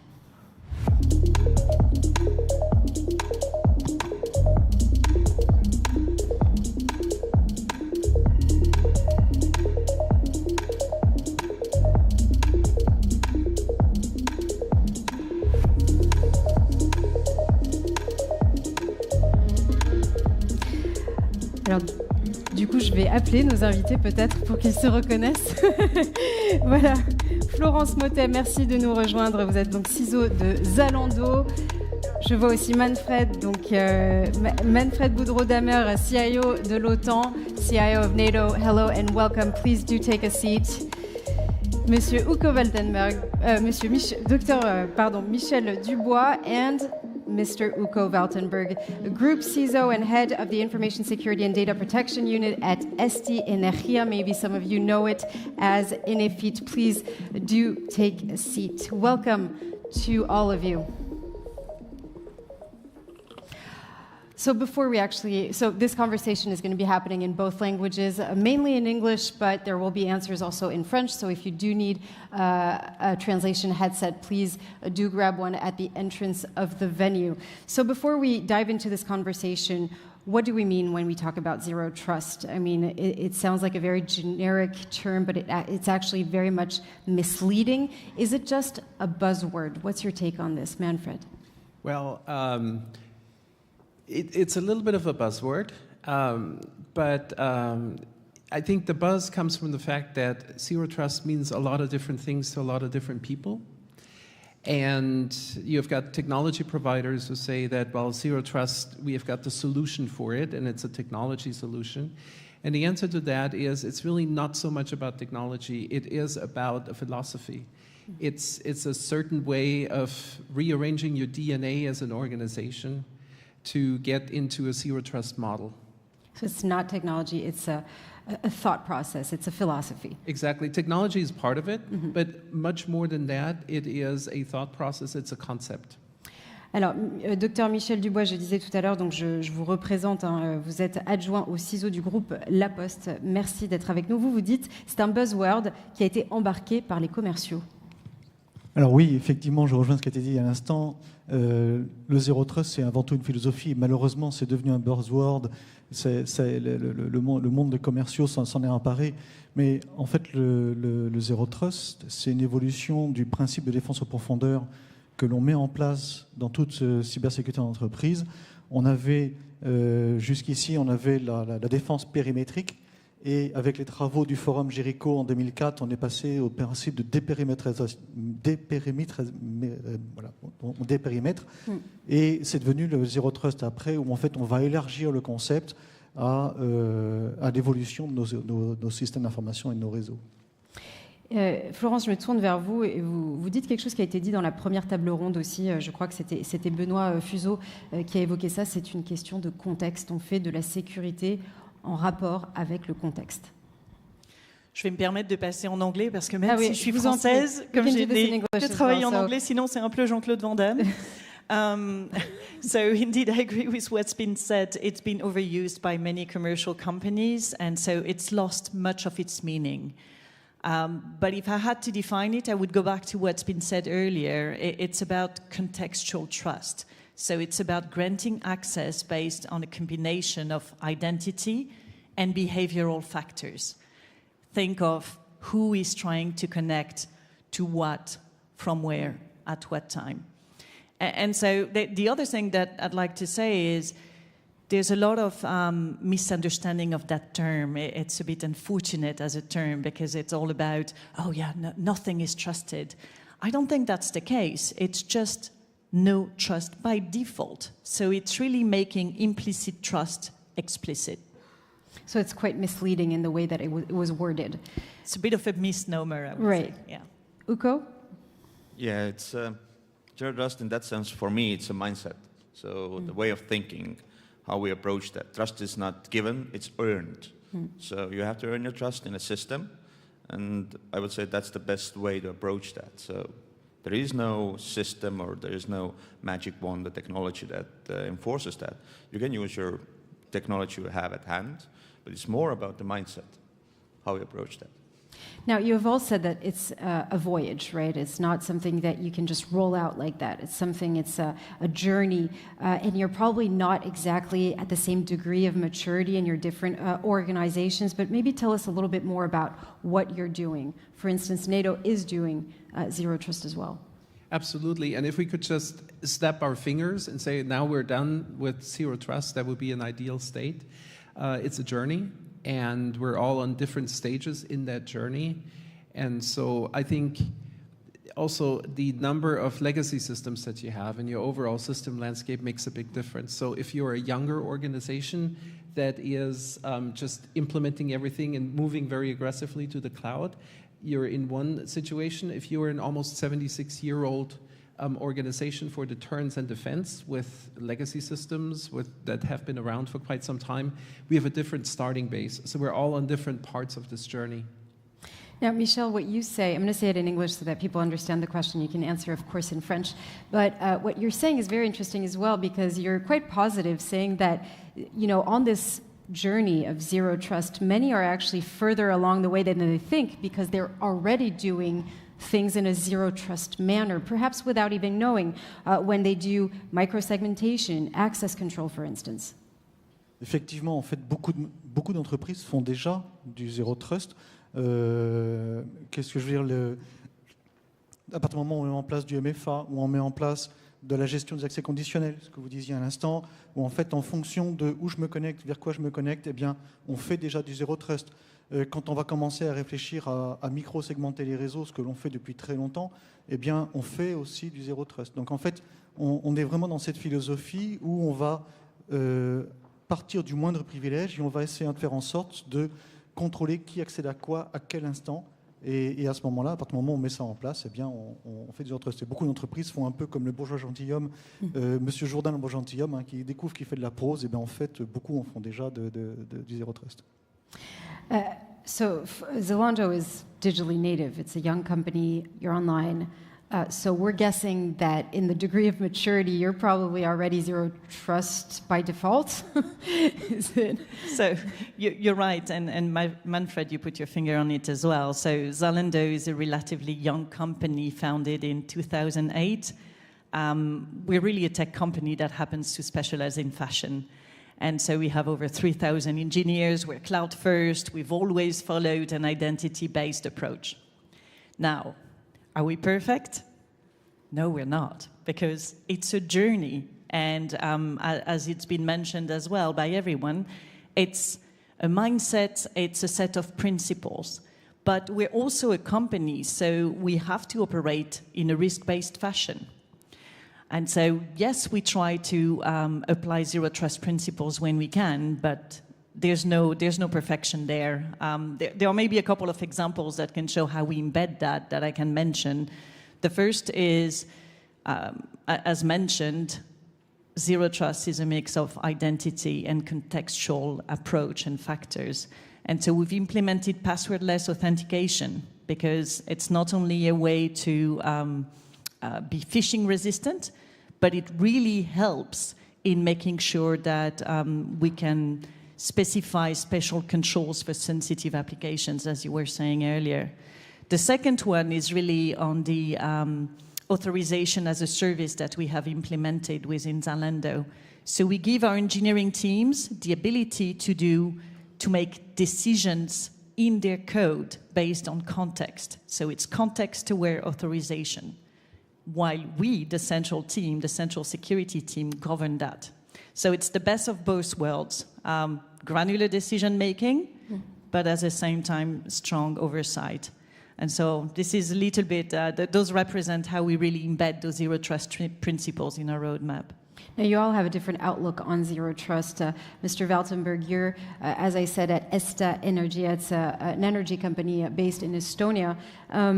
It faces, of course, very specific challenges as an energy company, as a critical infrastructure. What are the advantages, perhaps, of Zero Trust in everything having to do with the industry, and specifically against state-sponsored attacks, because this is what we're fearing today?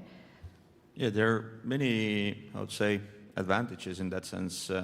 If you look at our infrastructure as a whole, so in energy companies and other utilities companies, the issue is the same, as Manfred also brought out, that it's a legacy. In our case, we have to design a system that survives 25 plus 15 years, so up to 50, 40, 45, depends on the system. So the underlying IT infrastructure has to support that. And if we would be able to incorporate the architectural kind of point of view of Zero Trust into the OT and ICS systems, would mean that in our greatest, I would say, adversaries that we have today, naming APT 2928 and so on. So threat actors from governmental point, threat actors are really mighty. In that sense that in industry systems, we still rely on the old approach, molten castle defense. There's a reason for that. The systems are very complex, and we emphasize more the availability, the integrity, and the safety. Confidentiality is important, but not as much. There's a complexity in the systems, and there is a reason for that. But if we would enforce, I don't know, certificate-based, for example, Zero Trust approach, it would mean that from attack perspective, it would be much easier to contain and to defend us. Right. So we can, if something happens, we can contain, and we can, or the adversary cannot progress in those systems. Today, it's purely molten castle. Once you're in, you're in.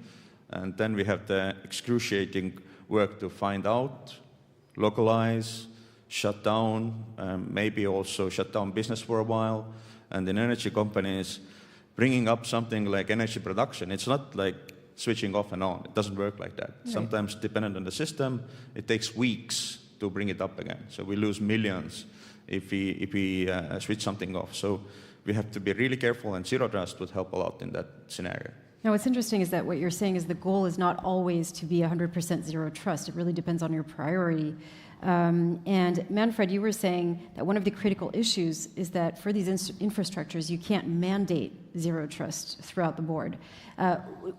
Is that one of the goals that you would have, is to try to enforce that for critical infrastructures, if you could? Well, enforcing is hard, right? I mean, there are standards, there are rules that, especially in the EU, there's a very big rule set that is there, but to enforce it is difficult. I think there needs to be an education, and there needs to be continued dialogue on making sure that the value is realized by companies that provide critical infrastructure to go to Zero Trust. So I'm not one who wants to push too much onto the regulation side and onto the rule side. They are important to a certain extent, but there are some inherent benefits that for-profit companies need to realize, and it is the education for those inherent benefits, I think, that where the emphasis should be. So I want to go back on this idea that it's a mindset, right, and that the goal is not always to try to reach that 100% Zero Trust everywhere. What's your take on this, Florence, and then Michel? I think that 100% just doesn't make a ton of sense, because again, it's a journey, it's a mindset, it's an architecture that you work towards. And so, just like anything else in security, there is no 100% really. So it's all about the risk-based approach once again, having visibility, because you can't protect what you don't know about and what you can't see, and then prioritize based on cost considerations and also just ability to implement. And that's another question. How do you balance, on one hand, cost and security and wanting to secure, and at the same time, not adding too much complexity as well? So Zero Trust is not just adding a layer. For me, it's really rethinking the architecture altogether. And so, if anything, it should simplify your processes, not complicate them. What you mentioned earlier made me think about it, but we're implementing machine-to-machine authentication in a decentralized fashion, which is a lot of words to mean that we're trying to make sure that each micro-segment in our cloud infrastructure is independent. So, like in a submarine, if one gets breached, all of the others stay watertight. And that's what we're doing right now, and it's a simplification, because in the case of an attack, we'll be able to respond faster. So again, for me, just Zero Trust should be done in a simplified way. It's not a layer of complexity that we add on top. Michel Dubois, I can see you're nodding. Oui, alors, le Zero Trust ne doit pas s'appliquer partout, en fait. Et je reprends ce qui a été dit un peu, tout est basé sur l'analyse du risque. Si on a une entreprise qui a un réseau qui est fermé, qui est connecté à rien du tout, enfin alors ça existe peu aujourd'hui, mais ou qui n'a pas fait encore de move to cloud, ou qui a une taille qui est trop petite pour traiter ce type de sujet, elle n'a pas besoin de faire du Zero Trust. Encore, je vous disais tout à l'heure, en fait, c'est le principe de défense en profondeur. On a la défense périmétrique, on fait son analyse de risque, et en fonction du risque, on va mettre en place du Zero Trust. Et encore, dans le Zero Trust, on ne va pas forcément mettre en place toutes les technologies qui sont derrière. Donc il faut qu'on peut-être prioriser l'architecture réseau, et après peut-être éventuellement mettre en place un renforcement d'identité, un renforcement du flux, du chiffrement des flux. Enfin voilà, il y a plein de choses à mettre en place, et c'est l'analyse du risque qui va faire en sorte qu'on ait les bonnes mesures de sécurité en face du risque que l'on a, et c'est là où en fait on va pouvoir faire en sorte, je rejoins complètement, c'est pas une surcouche, il faut simplifier les choses, et dans beaucoup de cas, moi je le vois dans l'entreprise où je travaille, on arrive à simplifier certains processus au travers des mécanismes de Zero Trust. So, Uko, how do you deploy, because Michel Dubois was just saying earlier that you need to be based on risk analysis to then deploy your Zero Trust mindset. How do you go about it when you want to rethink that architecture in a Zero Trust manner? Yeah, in that sense, in my case, for example, first time as a CISO, have a small architecture team. So the architecture team helps me to reason, and also we have input from our risk and compliance team, where we take the risk that we have addressed, and with the architects we, develop a solution around that. And the solution that we develop, we always, from the architectural point of view, keep it simple, stupid, is the main approach for all the systems, that we try not to introduce additional complexity, but we look at it more from a user perspective. So we want to make user processes much easier, much intuitive in that sense. And then we have had some wins in regular systems, not specifically in OT, but IT.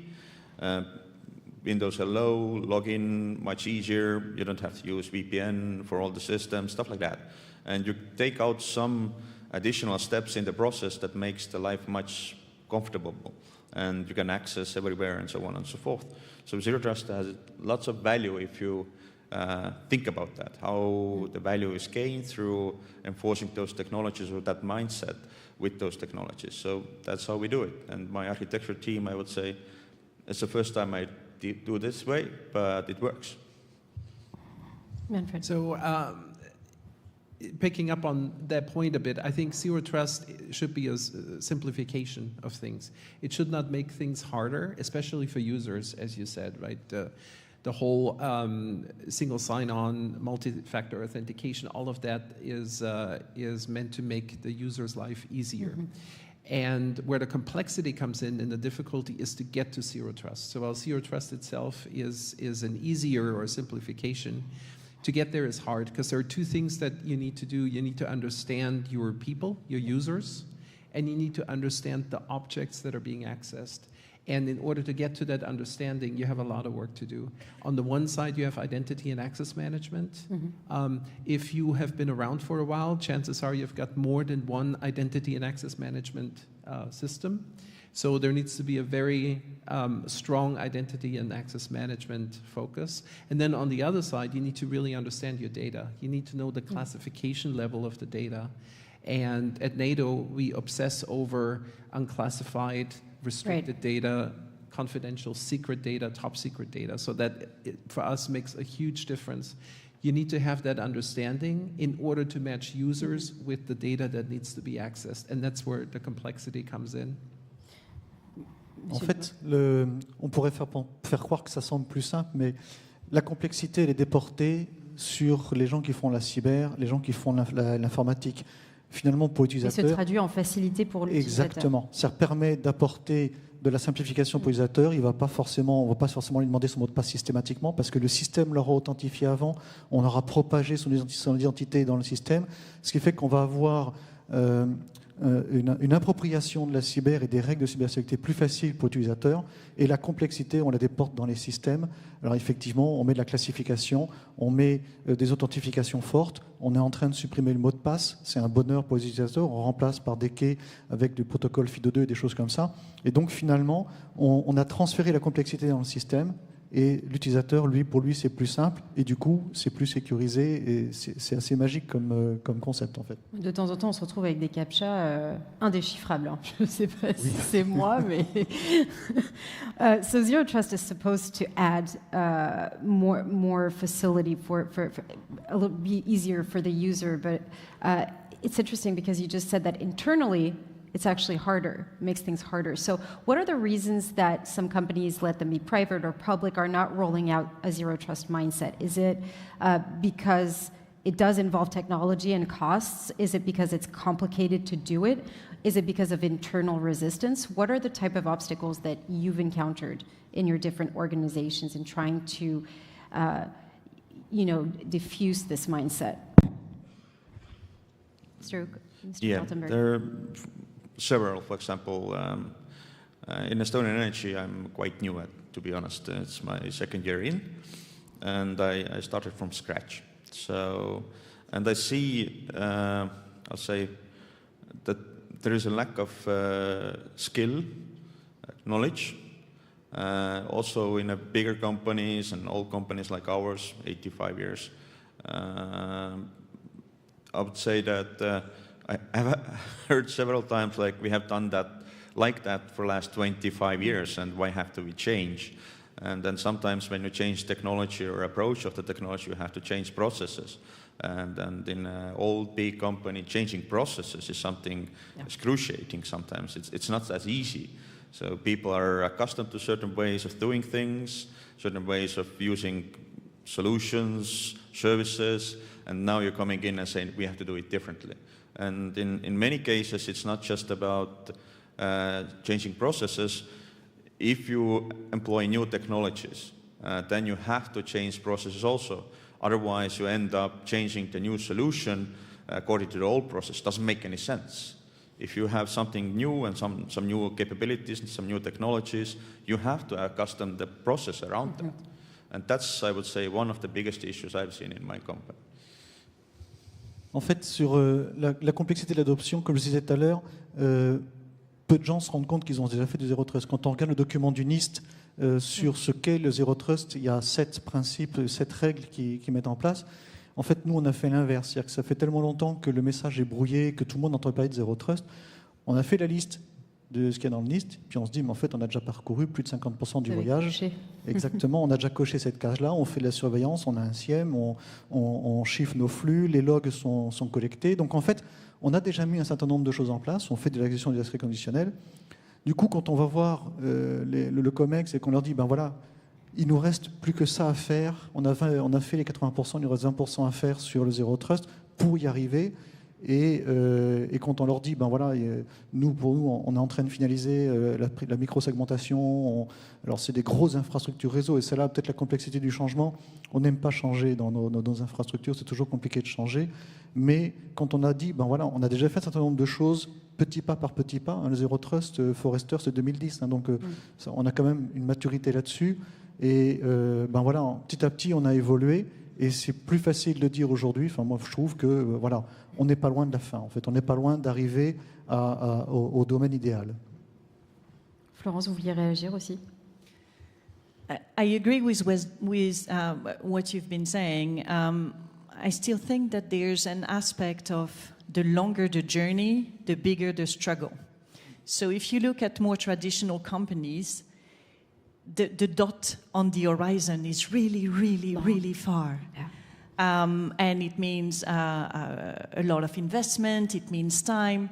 And so for me, it means also a real change of mindset. And that's one of the things that we as CISOs need to help with.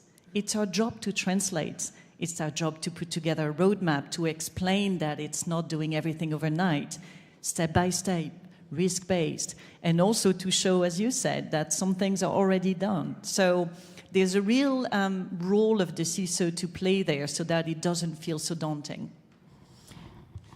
Zero Trust is it's like going to the gym.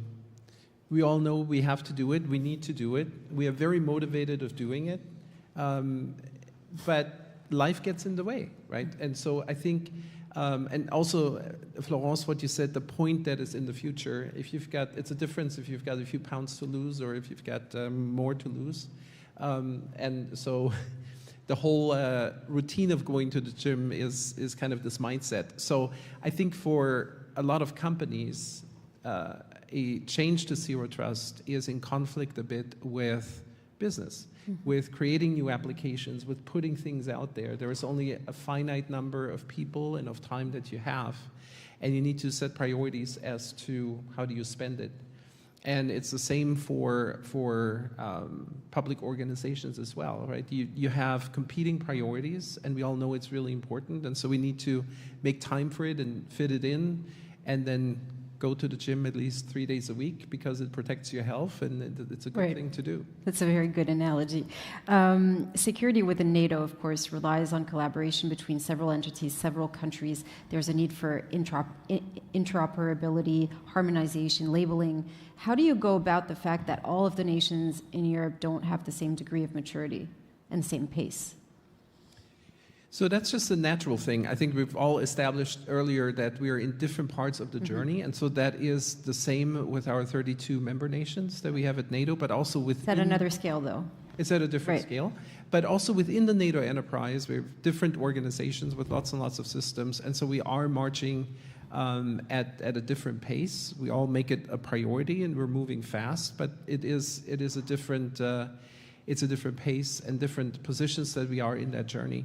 And so the answer to that is to make it flexible. It's you cannot transition one part and that part then becomes inoperable, where it is no longer talking to the other parts of the organization. So it's a bit of a mix between a puzzle game and a domino game, that you do it right and you do it in harmony.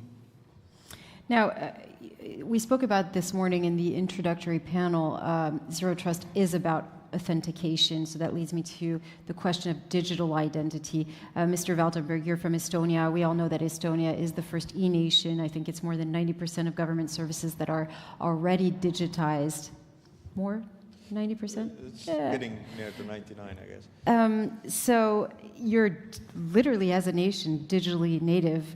How did you embark the Estonians, though, on this journey? How did the country do that in the forefathers? Yeah, it's a trick question, actually.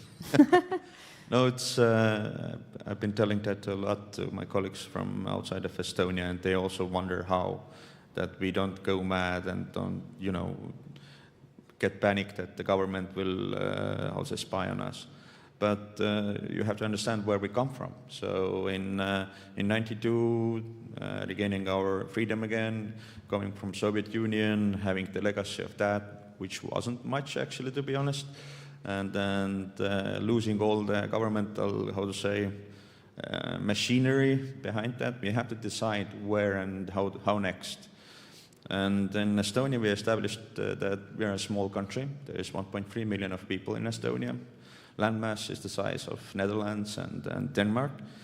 Lots of free space, but not enough in that sense that support a heavy government. So bureaucracy-wise, we established that we need to do something new. And we did the tiger leap, which we call in Estonia, and then we started to digitalize everything. And it wasn't really a hard decision. It just showed us that this is the right way. And back in 2002, when we established the ID card system, we established that every newborn Estonian will get the digital ID. And the underlying system was like the way we explained to our public people in Estonia that you have the control of that system. You have the capability to audit the system. You can see who accessed your data. You can revoke the access to that data every time, and so on and so forth. And we started to build our infrastructure, digital infrastructure around that. So giving people the benefits, having that digital ID enables people to sign contracts, establish companies in a minute, do taxes under 2 minutes almost. Lots of things. In Estonia, I would say we are almost rid of the paper bureaucracy. Right. It's full digital. Now, of course, all companies, it can really facilitate the job of companies if there's digital identity within a country. What would be your arguments to try to convince people that digital identity is the way to go? Because maybe it wasn't the case in Estonia, but in other countries, I'm thinking in France, for instance, digital identity is not seen as something positive. It has a very much a big brother vibe to it, for French people at least. What would be your argument in favor of digital identity? So I've been living in the Netherlands for 20 years, and we also make big use of digital identity, a bit behind, but we're catching up. For me, it's like having a passport, but it's the digital version of a passport. And I view this as a much safer way than uploading my passport copy, for example, to 20 different sites. I prefer sending a token, like showing your passport, rather than having to do that. So for me, that's the argument. It is a safer way, and just like a passport is completely independent from any political party or any government at one time, I think this is how digital identity should be seen. Mm-hmm. Now, I don't think that in the short term we can just say, okay, let's all use digital identity. It will be, again, a journey. But maybe a mix, right? Give the option to use digital identity or more traditional ways for those who don't feel comfortable. From a business perspective, as long as it's in touch with, in line with regulations, for us at Zalando, that's also something we'd consider. So it depends on the country, of course, but we would give it as an option. We wouldn't force everybody to use it. Michel Dubois. En fait, en faveur de l'identité numérique, on en a parlé tout à l'heure, alors on est dans le Zéro Trust, mais en fait c'est l'inverse, c'est-à-dire qu'il faut qu'on maintienne cette confiance. Il faut que chaque citoyen, chaque personne ait confiance dans le traitement qui va être fait sur les données qui lui reviennent, qui sont à elle. Parce qu'en fait, finalement, c'est une notion de propriété. Je suis propriétaire des données qui me concernent. Et à ce moment-là, il faut qu'on maintienne cette confiance. Et le seul moyen, c'est la transparence. Donc, en fait, si on généralise cette identité numérique, ce qui est une bonne chose, en fait, moi, je suis assez favorable à ça, eh bien, il faut que je puisse savoir, en tant que citoyen, en tant que client, en tant que qui a accès à mes données. Et donc, je veux pouvoir avoir un accès en disant, ben voilà, tel médecin a accédé à mes données, tel policier ou tel gendarme a accédé à mes données, tel magistrat a accédé à mes données, et je sais qui a accédé à mes données, et je peux dire à un instant T, ben écoutez, cette donnée-là, je n'ai pas forcément envie que tout le monde la voie, et je maîtrise cette information. Et si on donne cette capacité de transparence et de maîtrise de son information, eh bien à ce moment-là, on pourra plus facilement obtenir l'adhésion et avoir une identité numérique qui soit performante. Et puis, il y a un deuxième point, c'est la multiplicité des identités numériques. Vous avez parlé du passeport, la carte d'identité en France, elle est numérique. On a plein d'identités numériques, on a l'identité numérique professionnelle, on a l'identité pour ceux qui ont fait le service militaire, il y a l'identité numérique auprès des ministères de la Défense, en fait. Et on a plein d'identités numériques, et résultat, la donnée, on a une identité numérique au niveau médical, qui est différente, et tout ça, c'est dispersé à droite et à gauche, et finalement, ça complexifie les choses. On ne sait pas qui accède à quelles données, comment elles sont corrélées entre elles, s'il n'y a pas des erreurs. Et donc, il faut arriver à unifier ces identités et avoir justement cette plateforme unifiée avec la confiance qu'on met derrière. Now, how do you see things going forward with Zero Trust in the next couple of years? Because now you're sitting down in this specific contest. As we said, it's linked to context. So you're making decisions based on the information that we have today. You're rethinking all of your infrastructures. And for instance, in the energy sector, you're on the long term. Every decision that you make has to be able to be maintained in the long run. But thinking about all the different disruptive technologies that are coming forward, I'm thinking, of course, about quantum and what that would entail, decryption. So how do you see things going forward? I mean, things could, in a way, become obsolete tomorrow, couldn't it? Yes, in that sense, quantum is coming. Everybody sees. Microsoft did just with the Willow chip. leap in that also. So no encryption will be safe at some point. But luckily, we are already working, at least in Estonia, also because we are highly dependent on our public key infrastructure, post-quantum encryption. So for Zero Trust point of view, at the moment, if you look at how the systems are developed, molten castle approach, if there is encryption, some sort of used, then it's like encryption used for VPNing into the system, and after that everything is voila, play around and do whatever you want.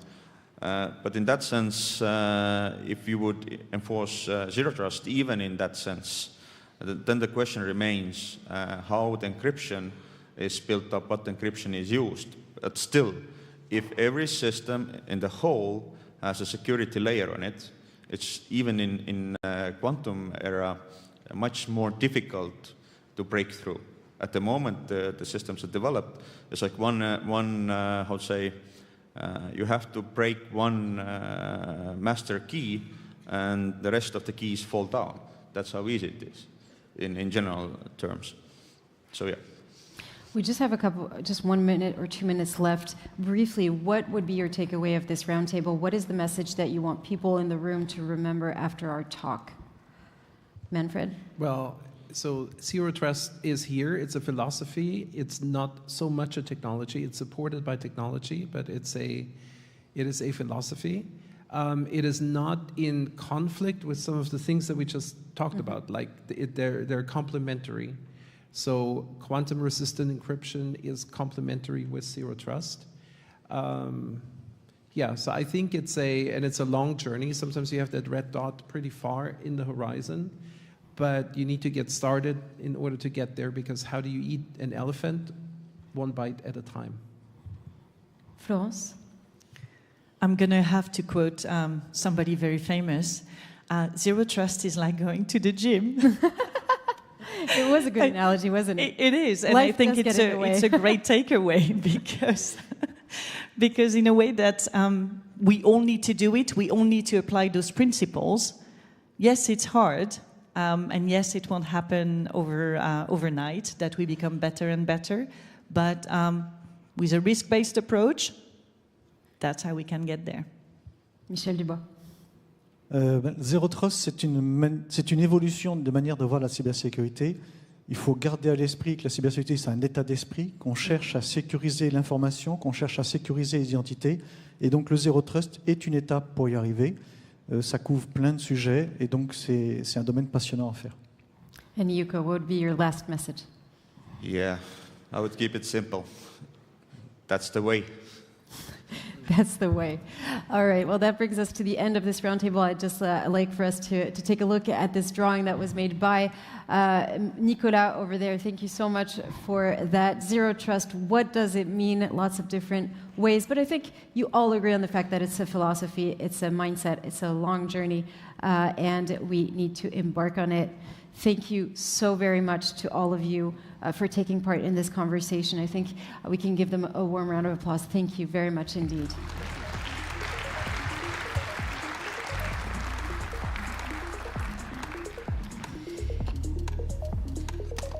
Please go back to the audience. Thank you so much. And I'm now going to call Charlotte for the next session. Charlotte, who is going to present a next interview, I think. Oh, no, excuse me. Very, very sorry about that. We now have a keynote intervention by Stephen Adiger, the Director of Technology at AWS. Please do welcome him on stage.